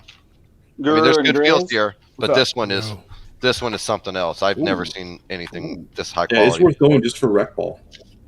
Yeah. And if you guys go down there, you could probably eat as good as I did. You know what? About 20-30 minutes man, away. listen, man. Hey, what did you eat? I missed this. He stayed with Lawrence, and Lawrence cooked steaks and jalapeno poppers the whole time. He cooked for him and made some shit. Now, see here's comes the secret. What Jason Bryant doesn't know about Grizz and Guru is Checkmate Supreme Goods. Okay, nah, ha. I'll include myself in that. I have no idea what that is. It's a vendor in Houston that gets me A5 Wagyu. Yeah. Like it's what? Steaks that are about $150 a pound. Yeah. Oh. Yes. Fucking awesome though. It's fucking awesome. I share the pic. Well, you're the meat man now because Jason Bryant's name changed during this trip. Right. Not the meat man. It's the meat man. He is no longer the meat man. He's no longer meat man. He is the meat man. I'm laughing so hard because when Jason introduced himself, I literally thought he said the meat man, and we were literally just talking about dinner, and these guys are cooking hot dogs. And I'm like, well, speaking of wieners, oh shit. He's like mead. I'm like, no, it's not mead anymore. It's the meat man now. There you go. You back. Here. Right. Well, I mean, man. I'm working on that. Well, you're the meat man forever now. Right. And if you come down to Texas, we'll get you one of those good steaks, and you can see what the highfalutin stuff that the Royal Navy eats. Marcel just said his wife was thinking about going to Austin. So, Killjoy, we are planning. Oh, that's 13th Legion. Look, so here's what needs to happen. The Midwest needs to get a bus. It needs to cram on all the Mutants, all of 13th Legion, all of the Toxic Teddies. Get your ass on the bus, drive your asses down to Texas, get a couple Airbnbs in the expensive neighborhoods around it that are really nice, hit some of the local restaurants, get a couple boats, hit the lake, and play the scenario game. Spend 4 days in Texas, and by the end of it, most of you are going to probably want to live here. Yeah, pretty much. I had so many people tell me I need to move to Texas while I was down there. Right, Marky. Yeah, it's Look, this state is so great. Dave Chappelle even came here to get COVID. Jesus Christ. Jesus fucking Christ. Oh my God. I will say I did photos for Dave when he did it was a post Netflix celebration for Moa Mur. Oh, 2 days ago. I hadn't seen he was literally not even on the radar. He comes out just all buff since the last time everyone saw him. I was like, holy crap. Well, 2 days ago, he was hanging out with Elon Musk and Joe Rogan there in the comedy clubs in Austin with all the other comedians, and they all have COVID now. And Joe Rogan's testing everybody that goes to the compound. Oh, shit. Well, they fucked up. Right. So listen, I appreciate everybody that came on tonight. Like I said, we will do this. Are we ready to move to the pirate game? I mean, yes. Yeah. Oh shit. Look. Well, no, listen, oh shit, he's doing it. He's doing it. Armaties. This motherfucker on here. Get my fucking ponytail around. Okay. Oh my. Let me get my fucking axes out. Yes, that's all you gotta know. The next for those who are for you guys, right? If you guys are able to, I don't know if you think about it, the next event that we are all playing, technically it'll be our first event. I'm saying like that on purpose. I don't have a fucking accent, but I know it's the pirate shit. That's the best you're gonna get out of me, goddammit. So the next event that we're doing is the pirate game. Yeah. And you see this, you run. Yeah. Right. So this is going to be an RTT game. It's we're going to do a we're going to do a show about it, a recap, all the other good stuff about it. We're going to do all that stuff. So everybody who's watching, you guys that's new to us, we have melee fighting in the game. So if Right. I get to you and you have shot me before I get to you, I'm gonna hit you hard enough with this to start a fight. Jesus fucking Christ. This is being stuff. I've been having my kids hit me with it to toughen myself up for this game. I got a ready for battle sword in the base. I got a ready for battle sword in the basement. I got RFB boarding axes. I got one for me. I got one for my XO, Robert Hansen. Robert Hansen's going to be putting the axe to y'all too. We've already got 12 people on our ship. We're going to terrorize y'all. So the original concept for pirate game is a scenario game with 100-man side versus 8 15-man sides. Whoa. And we're not, yeah, exactly. They're all working with and against each other. It's a real adventure. So it's not designed to get 2 commanders that can recruit. You get a field owner and his regulars versus about the equivalent of about 8 paintball teams that can bring 15 guys that want to play a really deep RPG scenario game. And then there's 8 main missions, and then one's a recurring attack on the giant 3-story castle at Sherwood every hour. One is a virtual spawn quest that appears on your app that you have to chase across the field. The one in the castle ends at an IoT Internet of Things connected prop, which is a big treasure chest that you have to press the buttons on to flip to your side. Then there's territory control across 6 points where you have to capture it. It builds up gold, and then you have to bring your ship up to it. And the ships are kind of like old scenario helicopters like Viper used to do, but we use the MXS style frames that Lawrence or TV pioneered that you strap on, and they've got a giant 3D printed ship on your shoulder. So you have to Which get is to what that. I was showing off. Yeah, he's got one there. There's 6 or 8 of them in the game. You have to get your ship, your ground forces have to capture it. Your ship has to get over to it, get the gold on it, and then get the gold back to base. But ships can fight each other, sink each other point blank with metadynes, shooting these really horrible foam balls that are 1.5 inch. So they go 10 feet and then go vertical. Yeah. But Yeah. when you get on each other, you'll have 4 or 5 metadynes, all point blanking it out. None of them can hit each other from 10, 15 feet. It sounds like no, we don't allow that. You don't, it depends on which ones they are. Yeah, you have to use the bad ammo. You have to use the crap ammo. So it sounds and looks like a movie pirate battle. Boom, boom, boom, boom, boom, boom, boom, boom, boom, boom. They're flying everywhere. Last year. Yeah, Roger from Team Tags is my general. I have to come play for him this year. The dudes in our top left here, they're on the third party. Jason Bryant won the game last year, but lost the story RPG line so badly that his character was murdered in the award ceremony. Yeah. So now And then he's undead. He's been damned for eternity on Davy Jones's ship. Jesus. Yeah. That's how bad you messed up, Jason Bryant. Yeah, so He guys, in a scenario game, he sold his best friend Parrot for a shovel. He sold He's dead his anyway. That friend was a crazy for story. a shovel. And then when he And got then the didn't shovel need and the got shovel, onto the but field and didn't they need dug the up, shovel. they Didn't dug need it it up. at They all. thought they were digging up treasure and they dug up the parrot. Yeah. And that's why Jason Bryant is damned for eternity, along with calling his best crew bad names after drinking too much at the pirate party. Oh yeah. Yeah. Don't forget about that part because you're still That's damned. what spawned it off. Too much rum. He just drank too much rum. Yep. So if you were playing in Texas back in the day, you remember Viper and the MXS era. The ultimate referee for MXS, Bobby Goglin from Joint Fury, way back in the day in the Discipline Lords. He's the game director. He's Davy Jones. But in these games, you get a full life scoreboard, and the game director can't screw with you that horribly. They can't change the score. There's no magic missions. There's no props to mess you up because it's all transparent. He's going to screw with you by sending us after you. So if Well, he wants to screw with you, he sends he us will out. a little bit, but it's more like if you need to find a fight instead of doing a mission, you look at your phone, even if you're off field, and it says so and so captured a spot, so you immediately know where to go to shoot them. Yeah. So we've really simplified that parts of play. The pirate game's coming, guys. I got my axes ready. I got my wig. My jacket gets here because like 80% of this game's in costume, 60 to 80%. We don't allow you can show up in proper paintball attire, but we do not allow non-event costumes. Guru, you got my photo of me from last year floating I around don't. somewhere? I do. I'll have to find it. I Nobody don't have wants the to look logo at you. here. He's like, yeah, damn. man, it's on my background. Let me. You're damned anyway. Nobody wants to see what you're doing. But no, for real. So, like I said, the next event coming up for these guys, of course, is going to be the Pirate Game. We'll be there. If anybody else going to make it, come there. Like I said, choose the side. What's the date again? The date for I'll run it one more time for you guys just to get us out of here. But so you know, this is what I'm saying. It's in the rules. I can say it. Goddammit. Get the fuck off my ocean purified water. When you need to quench your thirst to get the fuck off my ocean. Sweet bitch, look what you done did to me. You sweet bitch. Nutritious, like this, be the sweetest of bitches. Sweet as a bitch. Yeah, I woke up this morning thinking we should sell bottles of get the fuck, because he always says get the fuck off my field. Well, this game you got to get the fuck off his ocean. God, so we're just gonna bottle get the fuck off my ocean. So the real story about that. He told me. He said this morning we should sell bottles of water. And say get the fuck off my ocean. I made that in the day.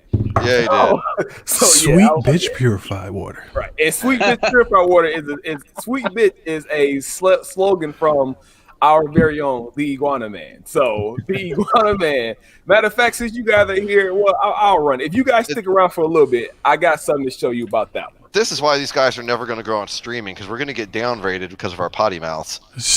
Yeah. Luckily, I don't do it for the fucking money. So. Yeah. Yeah.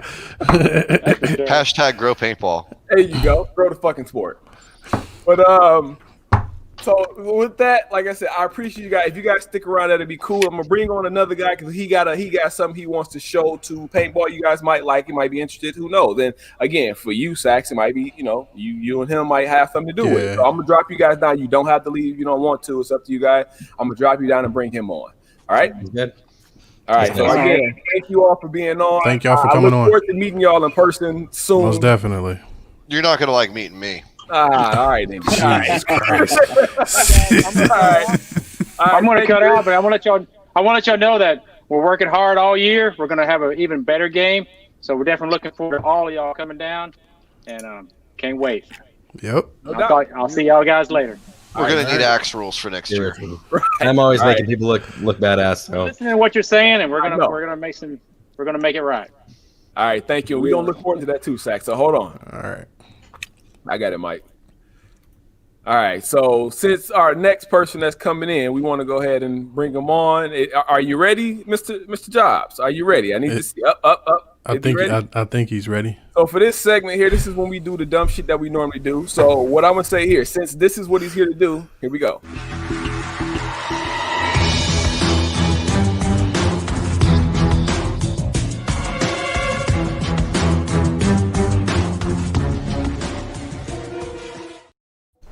Can you guys hear me? Yeah, we can hear you. All right, guys. Well, I'm Steve Jobs.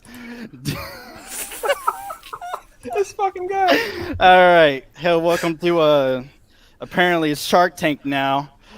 I need to know. So what are you here to sell us, man? So what I'm trying to sell you guys here, definitely not any Apple Pro AirPods or anything like that, okay? Okay. So what I'm going to spot you guys here is some handmade paintball cards. Oh, you guys see that very clearly right there. We got lots to do here with the paintball cards. So let me tell you. And first, I want you to identify this picture right here. Christ, he had that up there. Jesus Christ. What picture?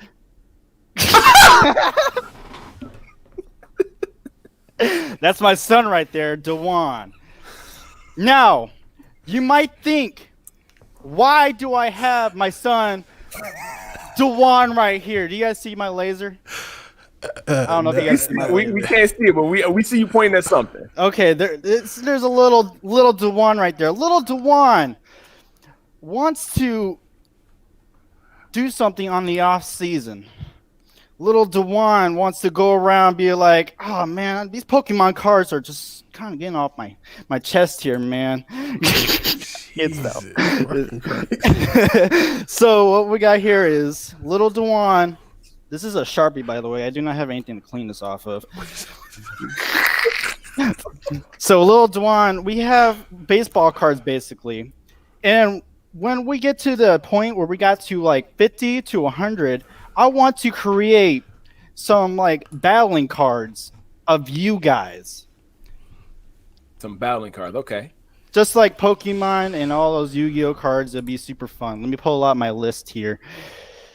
Hold on, Steve Jobs was not prepared for this event for some reason. Why are you doing that? Why are you, since you saying that, right? Because I think I know what you're getting at, right? So we did something on our end too, right? The Mutants did. So we want to go ahead and introduce what we did. You ready for this? Do it.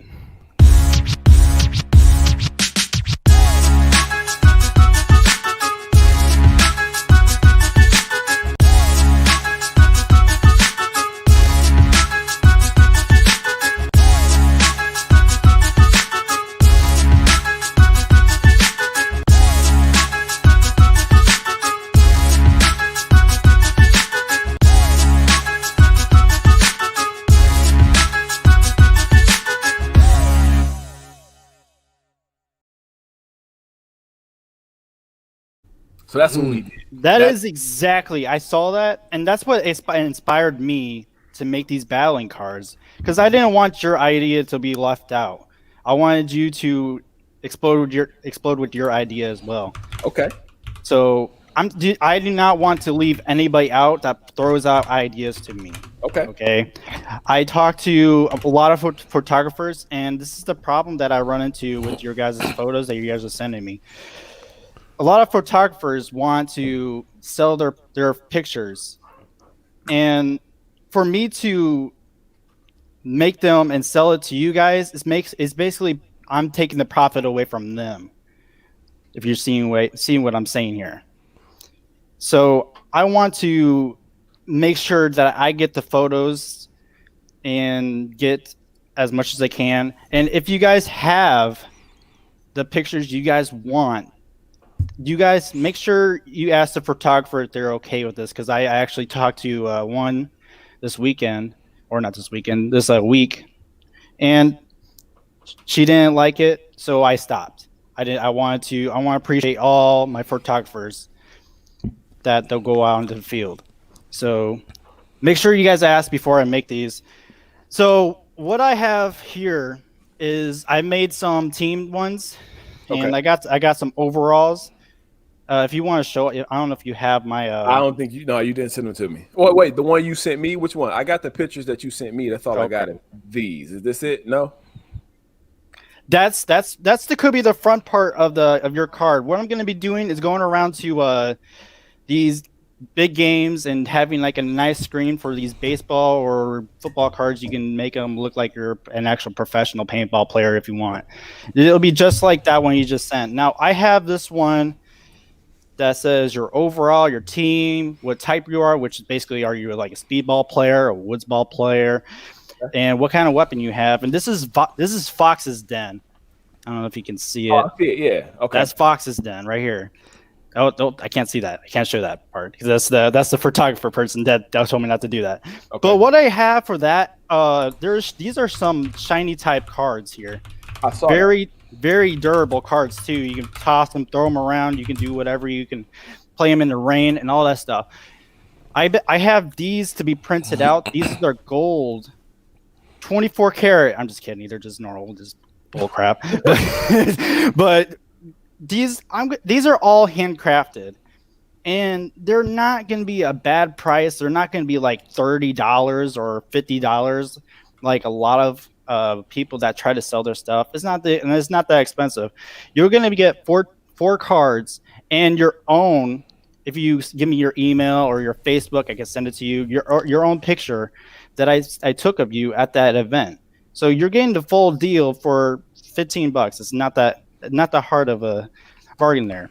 But when I do these battle cards, I'm gonna wrap up all these cards that you guys give me. I'm gonna seal them up into a pack, okay, and make these into like these fighting cards. You guys can play around and then I'll do all that fun stuff. You got people saying they're buying.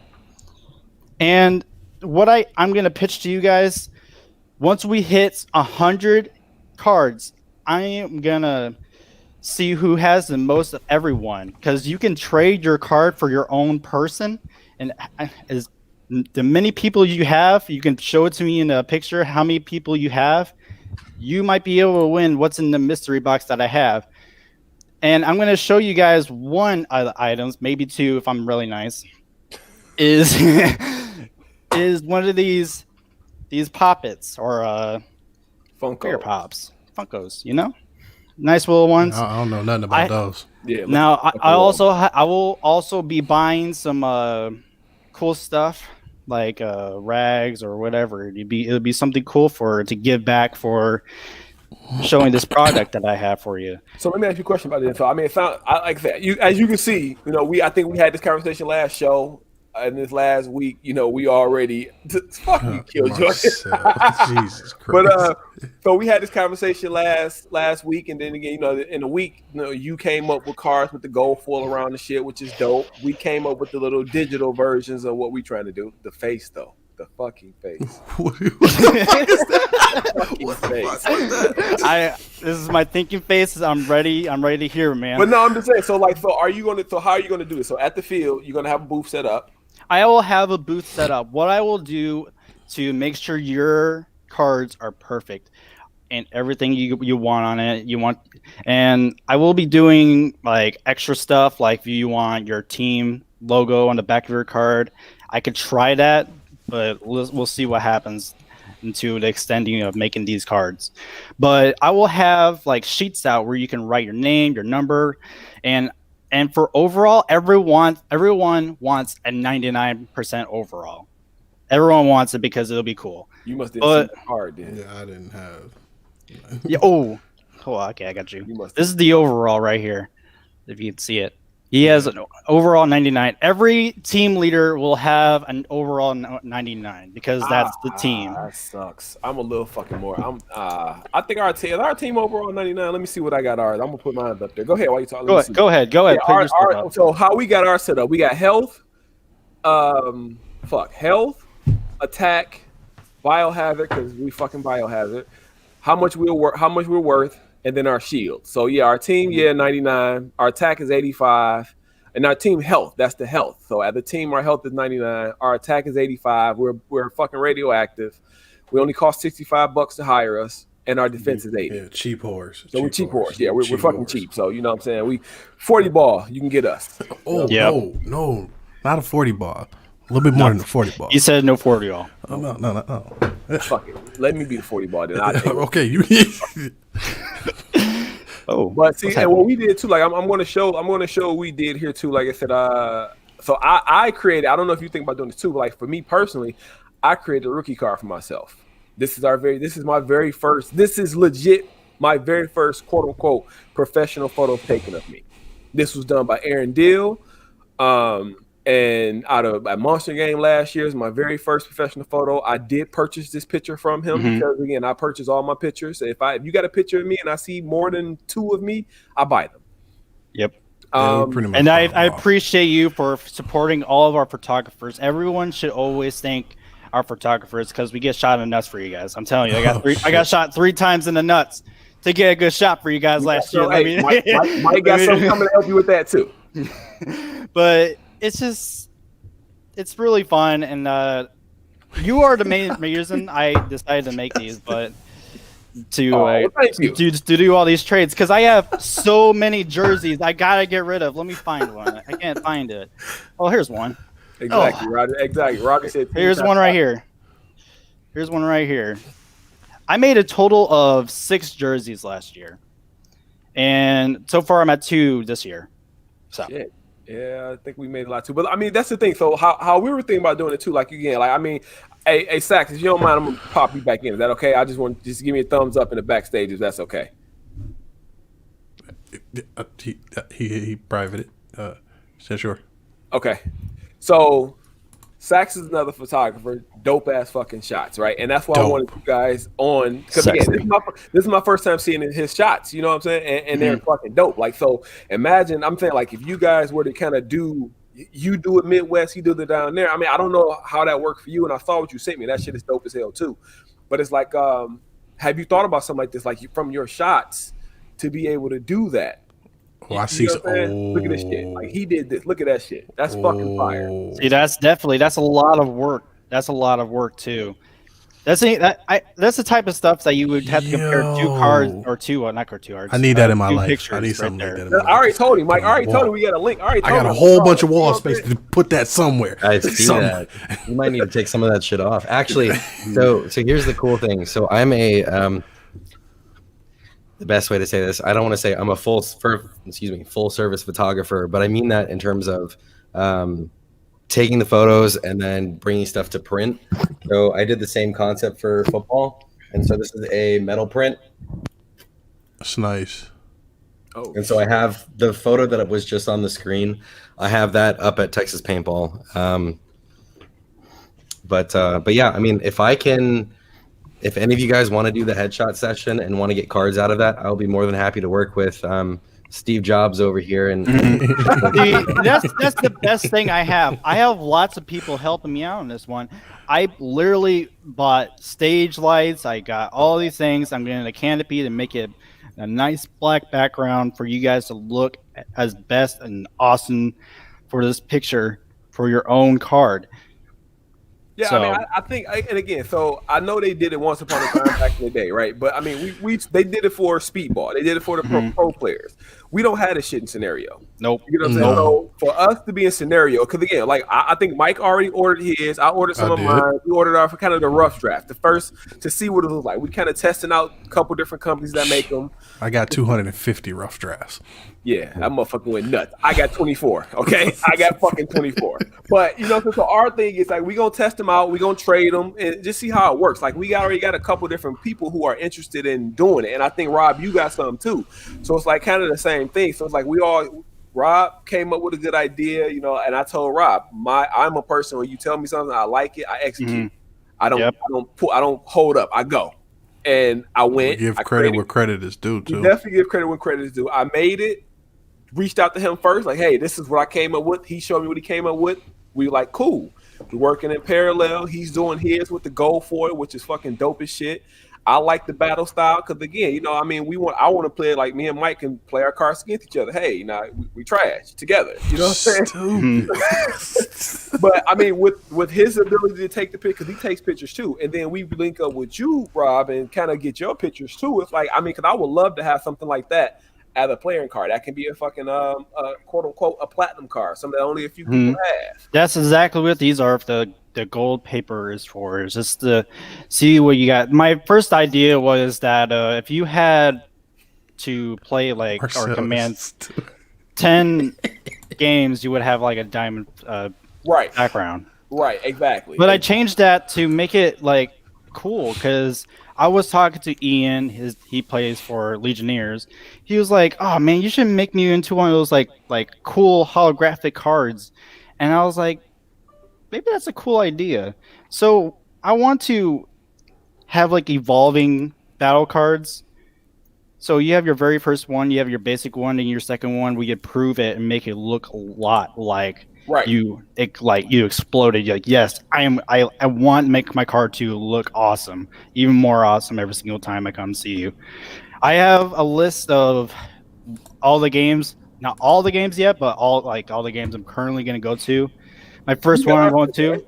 What was that? You got our schedule, right?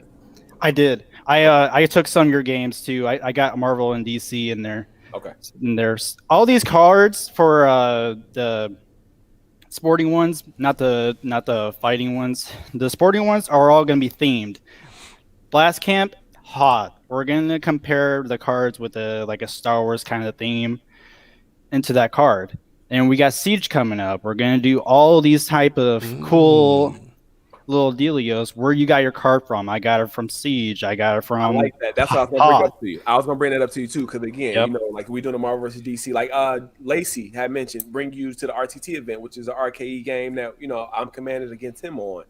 That could be one that's centered around tech or centered around some shit like that. So I was going to bring that to you as well. Like, can you theme them? Because I would like that. I would give you every game I got this year. You would get $15 from me because I would want a card from each event that you were at. That I was there. And like I said, all of these are handcrafted. They're. Right. I want to improve every single year and get to like the part where I have a machine that makes an actual like playing card, feel to it, not like what I'm chewing right now. Yeah, Lacey wants the red card. Steve Jobs, man. I'm Steve Jobs. I may be the owner of Apple, but you really think I'm the master at cards? Well, I am going to do my absolutely 110% effort into these cards for you guys. I'm going to be all over the place, all over Indiana, hopefully in Michigan, hopefully in Illinois. I don't know what's going on in Ohio. There's like a little dude named Dewan there. Hey, listen, Dewan can't defend himself right now. Hey, show that picture again. Show that. Yeah, picture I got you. I'm gonna show it so he can see it when he watches This back. is going to be amazing. From way back here, I thought it was like Sasquatch, and then we zoomed in. Yeah, exactly. He said this is the scale now. This is the scale. There's no Photoshop here at all. No Photoshop here at all. No Photoshop. Definitely did not search into his Facebook to finally find a picture of him. Right. But I mean, Definitely. no, like realistically though, I'm really excited for it. I think that for again a that's what's personal cool about it too. Yeah. Exactly. You know what I'm saying? Feels like with Robbie. You get a picture of Robbie, her son and him out there with his gear, even if it's a picture of him with his dad out there, and they just out like they're the dope ass picture he got on his page with him and his dad. Like that'll be dope to have on the card. And I also have the idea, I just popped up in my head. If you have a dog in the event, I'm gonna make the dog a gold card. You should. But I mean, automatically they're a legend card. I mean, and again, not to say it's all about the money, but at the same time, people want stuff like that. Like people will buy a lot of crazy shit for their dogs or their pets. But I mean, that's dope. Like I said, I'm going to at every event you at that you offer it for, that you do theme, I'm paying for it. You know what I'm saying? I want it. I can definitely go search my. I'm calling someone, some scammer. Never mind. Where are they at? Let me see here. With that, I got you. So like, photos like this on those cards would be perfect. Exactly. Photos like that. Exactly. I would have to try to get to probably the best like close up to each of them. I would love to do duo cards, like I have like another person in there. That'd be awesome. But here's my so far. The wife. Go ahead. Yes, my wife. I'm just kidding. The trump card. my schedule here. I have Hoth. I have the Siege game, or what do you want to call it? I got PlayStation. Well, all the me. I love my Fort. I love my Fort Knox. They love me too sometimes, but but I have like a bunch of everything up to April and at the end of April and May because I have a child coming. Of course, I got to take care of. Right. So I will be absent at that time, but I will be moving on to all these fun events. I will love. I don't be afraid to come to me because all photographers want the best shot. You could come to us and be like, "Hey, can I just pretend to do some cool little funny shot for you?" I'm not doing that. You better get your ass over there and go do it. Hey, Killjoy, that's the thing we're working on too. So Killjoy just asked, "What about whole team cards?" And that's the thing that I wanted to bring to you as well, because again, when we go, when we travel, we have a traveling kind of sector of players that just travel. So. This is what I'm talking about with the. Are you talking about the logo, or are you talking about the whole the whole team? It don't have to be in one picture. You pull back and you got 6 people in one picture, and that's considered the team card. And here's the thing for that. What we can do is we can have like your face on the front of the card, and then on the back of the card, we'll have all the people on your team, and we'll try to fit your logo in if you guys want to. Yeah. Well, I mean, I'm okay. I like that. I mean, we just throwing around ideas here. And Jason, I'm gonna say it out loud. Yeah, I agree with you 100%. But yeah, like I said, I mean, personally, I'm fuck that. If you don't look at you, Lacey. Goddamn, Lacey. Fucking Lacey, man. Leave Wolf alone. I just read that and I'm like, Yeah, leave fuck, alone, man. No, but no. See, I mean, again, I get what you're saying, and yeah, that's cool. I'm not doing it. If you don't catch me doing some shit out there, then I ain't do it. Mm-hmm. Like that, when, I mean, I know this is kind of off topic a little bit here, but I did not. The wife, did you play the lottery? I didn't. But there was a situation. I was running around with a fucking frying pan, and I wasn't gonna sit there and wait for it to happen. Like they got pictures of me doing it because I was really fucking doing it. It was, you know what I'm saying? It wasn't that I was It was just happening. He was legit knocking paintballs. I was legit was blocking paintballs. That shit was fun. But yeah, I mean, it's cool. I think this idea is going. And look, see, Lisa saying vendor, it grows. She's saying vendor cards. It grows. Like I think it can. The scenario world this doesn't exist in scenario. And again, as many people play scenario, I know that speedball is paintball. That is fucking paintball. That's what everybody know paintball to be. But there's a whole avenue, not even an avenue necessarily, or revenue, I should say. There's the avenue of scenario ballers who would enjoy the shit to have. Yeah. Yep, and I feel like this will explode a lot because then you're gonna see a bunch of pro players be like, "Listen, man, we need to make these cards too," because like gonna bring it back. Greenspan put a picture on his Instagram the other day. I messaged him. Fuck it. What's the worst that could happen, right? I messaged him. Hey, we about to have some shit coming. I'll trade what you got with what I got. I don't give a shit. You don't know who I am. Fuck you. Either you go through it or you're not. You know, I mean, what's the worst you can do is say no. The worst you can say is no. I mean, yeah, right. So yeah, I messaged. He put it up. Hey, we just talked about this, kind of pointing to the YouTube video the video I just showed. I threw it up on our YouTube, and pointed to, hey, this is what we're doing. When ours come in, I send you mine. You know, we swap out cards. What's the worst that you can say is no? Yep. So, but like you said, this comes back and scenario world picks it up and everything. It's going to filter to the pros because that's where paintball is. It's going to come right back for them. Yep, and it's. Paintball is just a lot of like family. You come to these games and you're like, I got this card of you. I think this is an awesome memory that I have with you at this event that I got you from. Or you go to all these other events and just have fun. And sometimes people like to camp and you want to play like, hey, you want to play some battle cards with this? I mean, it's just a super fun thing to do. For me, because you know what I do when not like we're dominant now, but the last event we played against you guys, you were there. You know how bad that was. We started playing paintball horse. Mm-hmm. So the next thing we're gonna do is start playing fucking Pokemon paintball. Fuck it, I captured the goddamn grid. Fuck you. See, okay. And it was up tactical. See, I need one of those. Now we got it. Now we got to trade. I only have 3 left. So if you want this one, declare it now. I'm declaring it. I take it. I declare it too. What do you guys say about that one, huh? Jobs. I got millions of dollars. 3, so then I only got 1 left. Right. So yeah, I mean, I'm gonna get with you on that one because again, what I'll do is I'll buy it and I'll ship you ours. You know what I'm saying? How that works? Yeah. We got one. I'll buy it and I'll ship it to you. And I didn't. Go ahead. The other thing about the cards, what you can do is for the professional ones. You could leave a place for them to autograph it, and then they can help generate either raffle tickets for scenario games for people in need. There's a lot of different things and avenues that you can use those for marketing.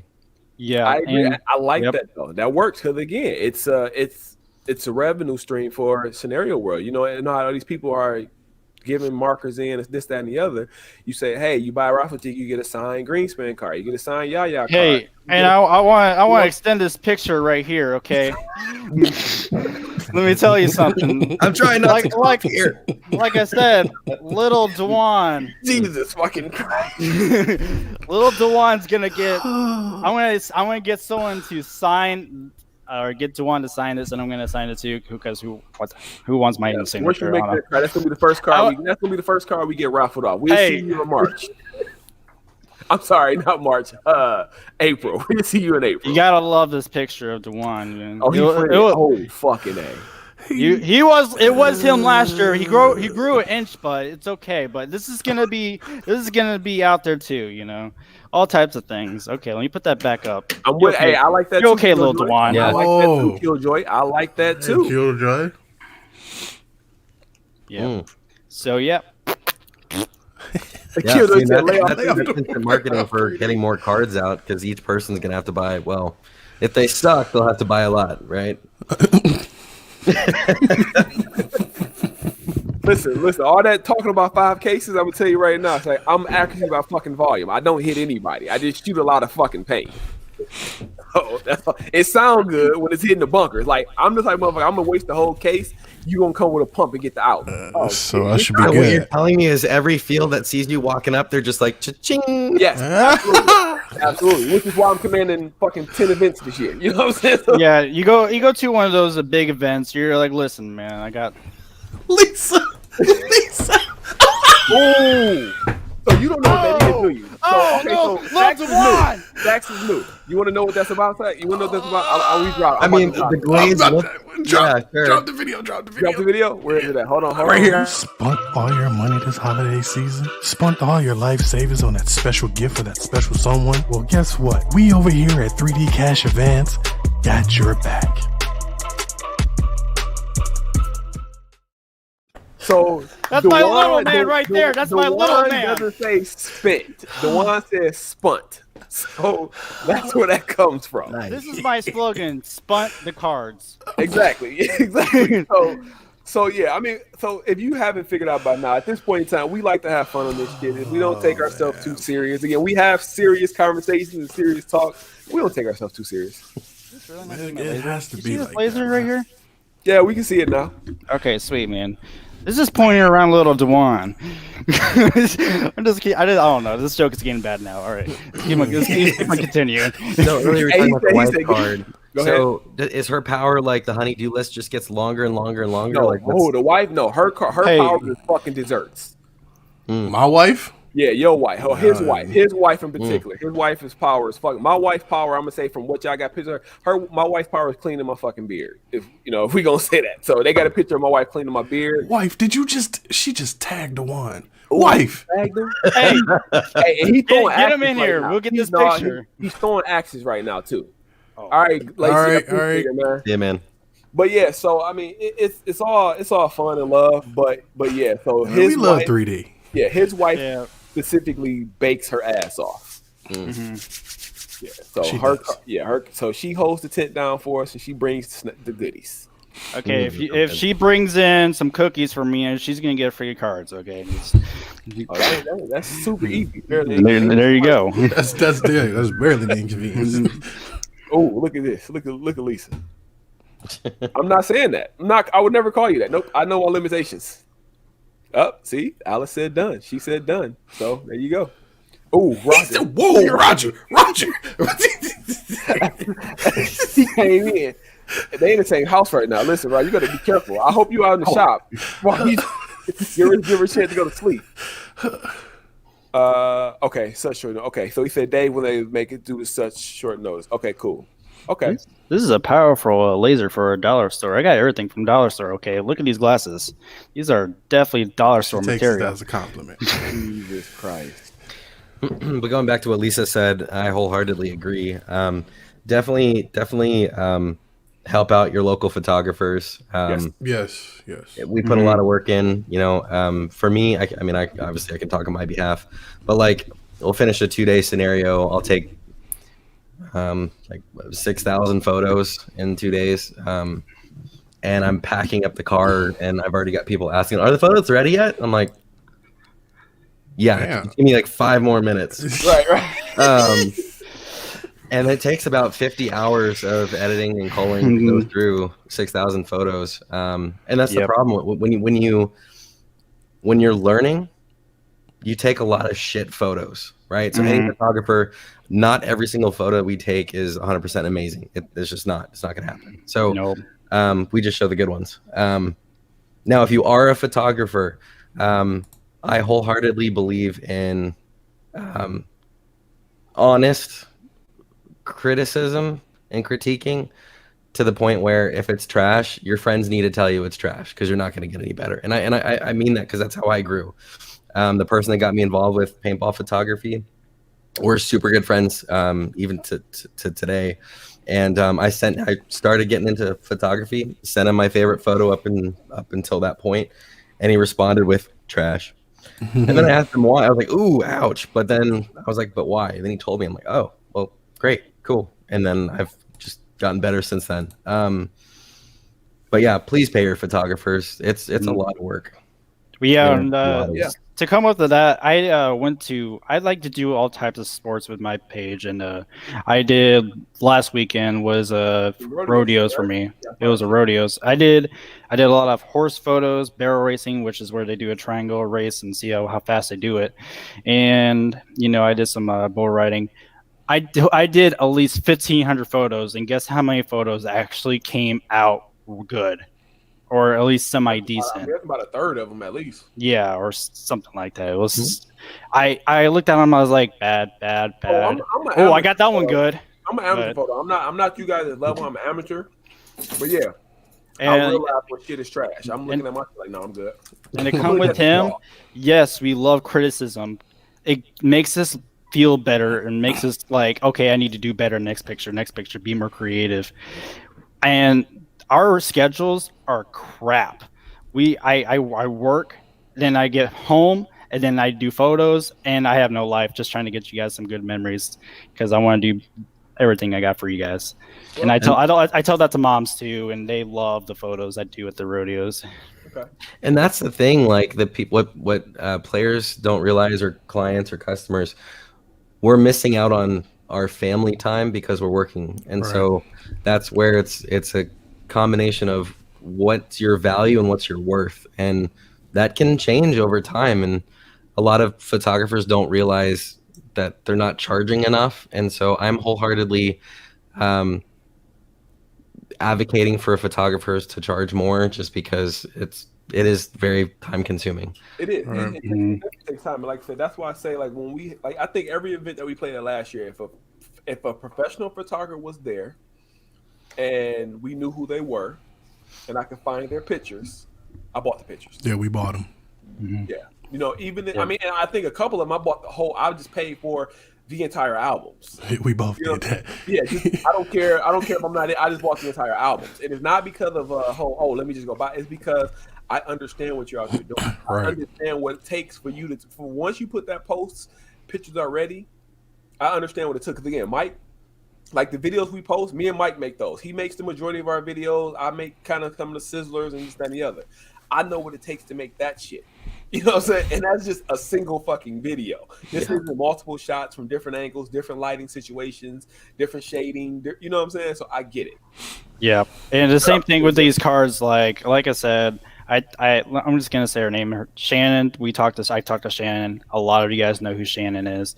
I tried to do a card and I did not have her logo on it. I went to her and she said, "Do not do that. I feel like you're just making money off me." And I'm like, okay, I just realized that I'm just gonna not do that. No, and that's why I want to talk to the photographer and say, hey, this person wants to talk to you and say, hey, can they borrow this picture for their card? And I'm not stealing your fame to sell it for someone else. So there's two things I feel about that. There's borrow, and then there's, like, if I purchased a photo, right? To a point, I purchased the photo, right? To a point, I own. I now you still have the raw file, but I purchased that digital copy, right? Now, because Sax, when I was doing this show, I reached out to him. Hey, I'm going to put a couple of your photos on the show. Is that okay? That's just who I am, right? Because I didn't want to have his stuff out there, him not know it, and then somebody see it and be like, and go back to him like, hey, this guy ran your stuff, and it appear that I'm using it for my own, my benefit without him knowing. And I feel like that's on the same level of what Shannon was talking about, whereas you don't let her know that her card is now being on this thing that's being circulated. Yeah. So what it comes down to, just because I'm a photographer in both worlds, reality, right? So if the realistic price for paying a photographer to be out there for, say, even 8 hours is generally like $4,000 in the real world, and then photos on top of that. So then it's not included. Anyway, but as a consumer, when you pay for a digital, you actually still don't own the rights to the photo. That still belongs with the photographer. So you have basically limited rights. You're not allowed to change it. You're not allowed to put a filter on it and go, oh, look, because then you're literally saying, oh, here's a filter I put on this photographer's work. And then the other people that look at it are like, well, that's not really the work. Okay. So just be very careful with that. So if at all, always ask the photographer. Photographers run their businesses differently. So for instance, if you want commercial rights to one of my photos, it's $150 and you can do whatever you want with it. So yeah, it's just fair, a though. big thing, you know, with us photographers, and it's just I am one of the nicest people when it comes to pictures. You can have my picture. I'm just trying to get myself out there a little bit. Just say I can't say my name or something like that. I started photography when I was my sophomore year, and I was not even in paintball at the time. I was doing my own thing, just taking pictures of random flowers or something with my phone for a minute. And it just kept on growing and growing and growing. It's just, you know, I want my work to be out there. I have pictures. You could go to my page, no logo on them. You know, when you say stuff like that, right? You need to plug your page so people know where to go see the pictures. Yeah. Same thing for you, Max. You know, once we're like, you know what, I got yours put up, or I got yours queued up already. I got the name actually. So I actually have, so everything non-paintball related is going to be at that Robert Perkins Artistry. I've got a Facebook page. I'm part of the older generation, so I don't really update my Instagram, and I'll tell you that why in a second. But my paintball photography is on Facebook under Tactical Zach's Media. And then I also have robertperkinsartistry.com. But the reason why I don't update the Instagram is when I'm doing, say, editing 5,000 photos and I got to upload them. Originally, you had to import each individual image to Instagram and then export it out to a third party to uncrop to then re-import it back in. And when you're doing volume photos, it was just a pain in the ass. So I don't know if they changed that or not now. But no, like so what we do is like that. We're trying to always anybody that do anything that we know, like I said, we just met you, but at the same time, if you got stuff you want out there, we pushing it. That's just what it is. You get what I'm saying? And I'm looking at Lisa's comment. We need photographer cards too. I got my own cards. I got something cool for you guys to do. If you guys see what I'm doing on today events, I'm going to be selling cards and all that stuff. Let me get to that part where I'm going to send it to you guys. But I have these cards, and this is me, of course. I have the teal look. And then on my back of it, I have my Eagle Point logo. I'm going to be hiding these. These are not actual props to games if you ever see them. If you find these, come on the field, bring it back to me. I'll give you 25% off on your order. That's cool. Sweet. That's cool. I like that idea. Actually, I mean, because again, I like it. Put like this, I like it all. Like I said, the stuff that me and Mike are doing, like we doing it with the team only. That's not to step on you. That's not to step on Sack. If you start doing it, it's not to doing that. That's just something that we're doing for our team. This isn't a service from us. You get what I'm saying? Yeah. This No. What we're doing. Yeah. Yep. And I like I said, it took a month to think of this because I had a lot of ideas for just Hoth, but I wanted to explode my ideas to all these games that people like. Oh crap! 2021 is going to be a big year for what I'm trying to do here and all this stuff, and it'll be fun. I can't wait. I can't wait to see everyone. I like to meet everyone. I like to meet all my photographer people because I like to work with them too. And I'll be like, I'm not going to get in your way of pictures. But I want to, like, I don't know, be there, help out some way, you know. Right. So because of this, we heard your pitch. I mean, we're going back to what initially we heard your pitch. I'll give you more. Go ahead. I need 67% of the company. Jesus fucking Christ. Hey, did you just see that? I just threw this on the ground and caught that shit. But wait, so Roger's in here real quick. I want to, because I don't think Roger saw the video, Mike. So go ahead and run it for Roger. He did, yeah. When we come back, we'll go ahead and wrap out. Like I said, Sax, I appreciate you coming on. I really definitely absolutely. Appreciate you coming on. Yeah, absolutely. Thank you so much for having me. Yep. Mead man, I know you. Mead. Meat man. I know you're in the background still. I'll bring you up real quick. Say your goodbyes. Thank you both for coming on. Steve Jobs, I appreciate you coming on as well. Thanks. Yep, you know it, man. All right. You know, little Dewan's involved too. Yes, say some hi to him, man. I'm just saying, listen, I just want people to know, right? The fact that we were able to reincarnate Steve Jobs for this show means we got the fucking sauce. Can someone please cue the Sarah McLachlan album right now? Because this is. If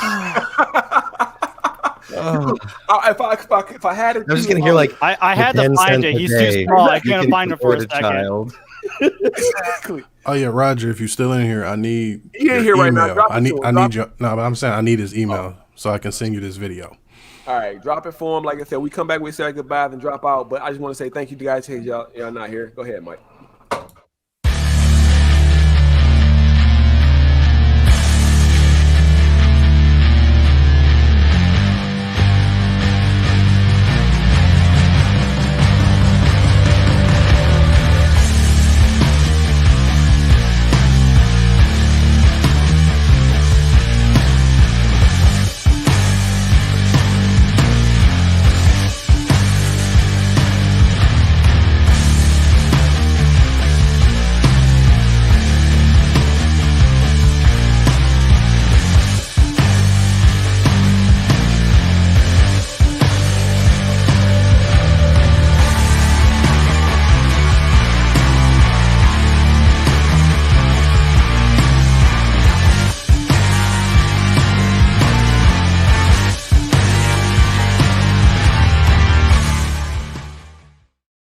All right, thanks for sending that to me, Roger. I get it over to you at the end of the show.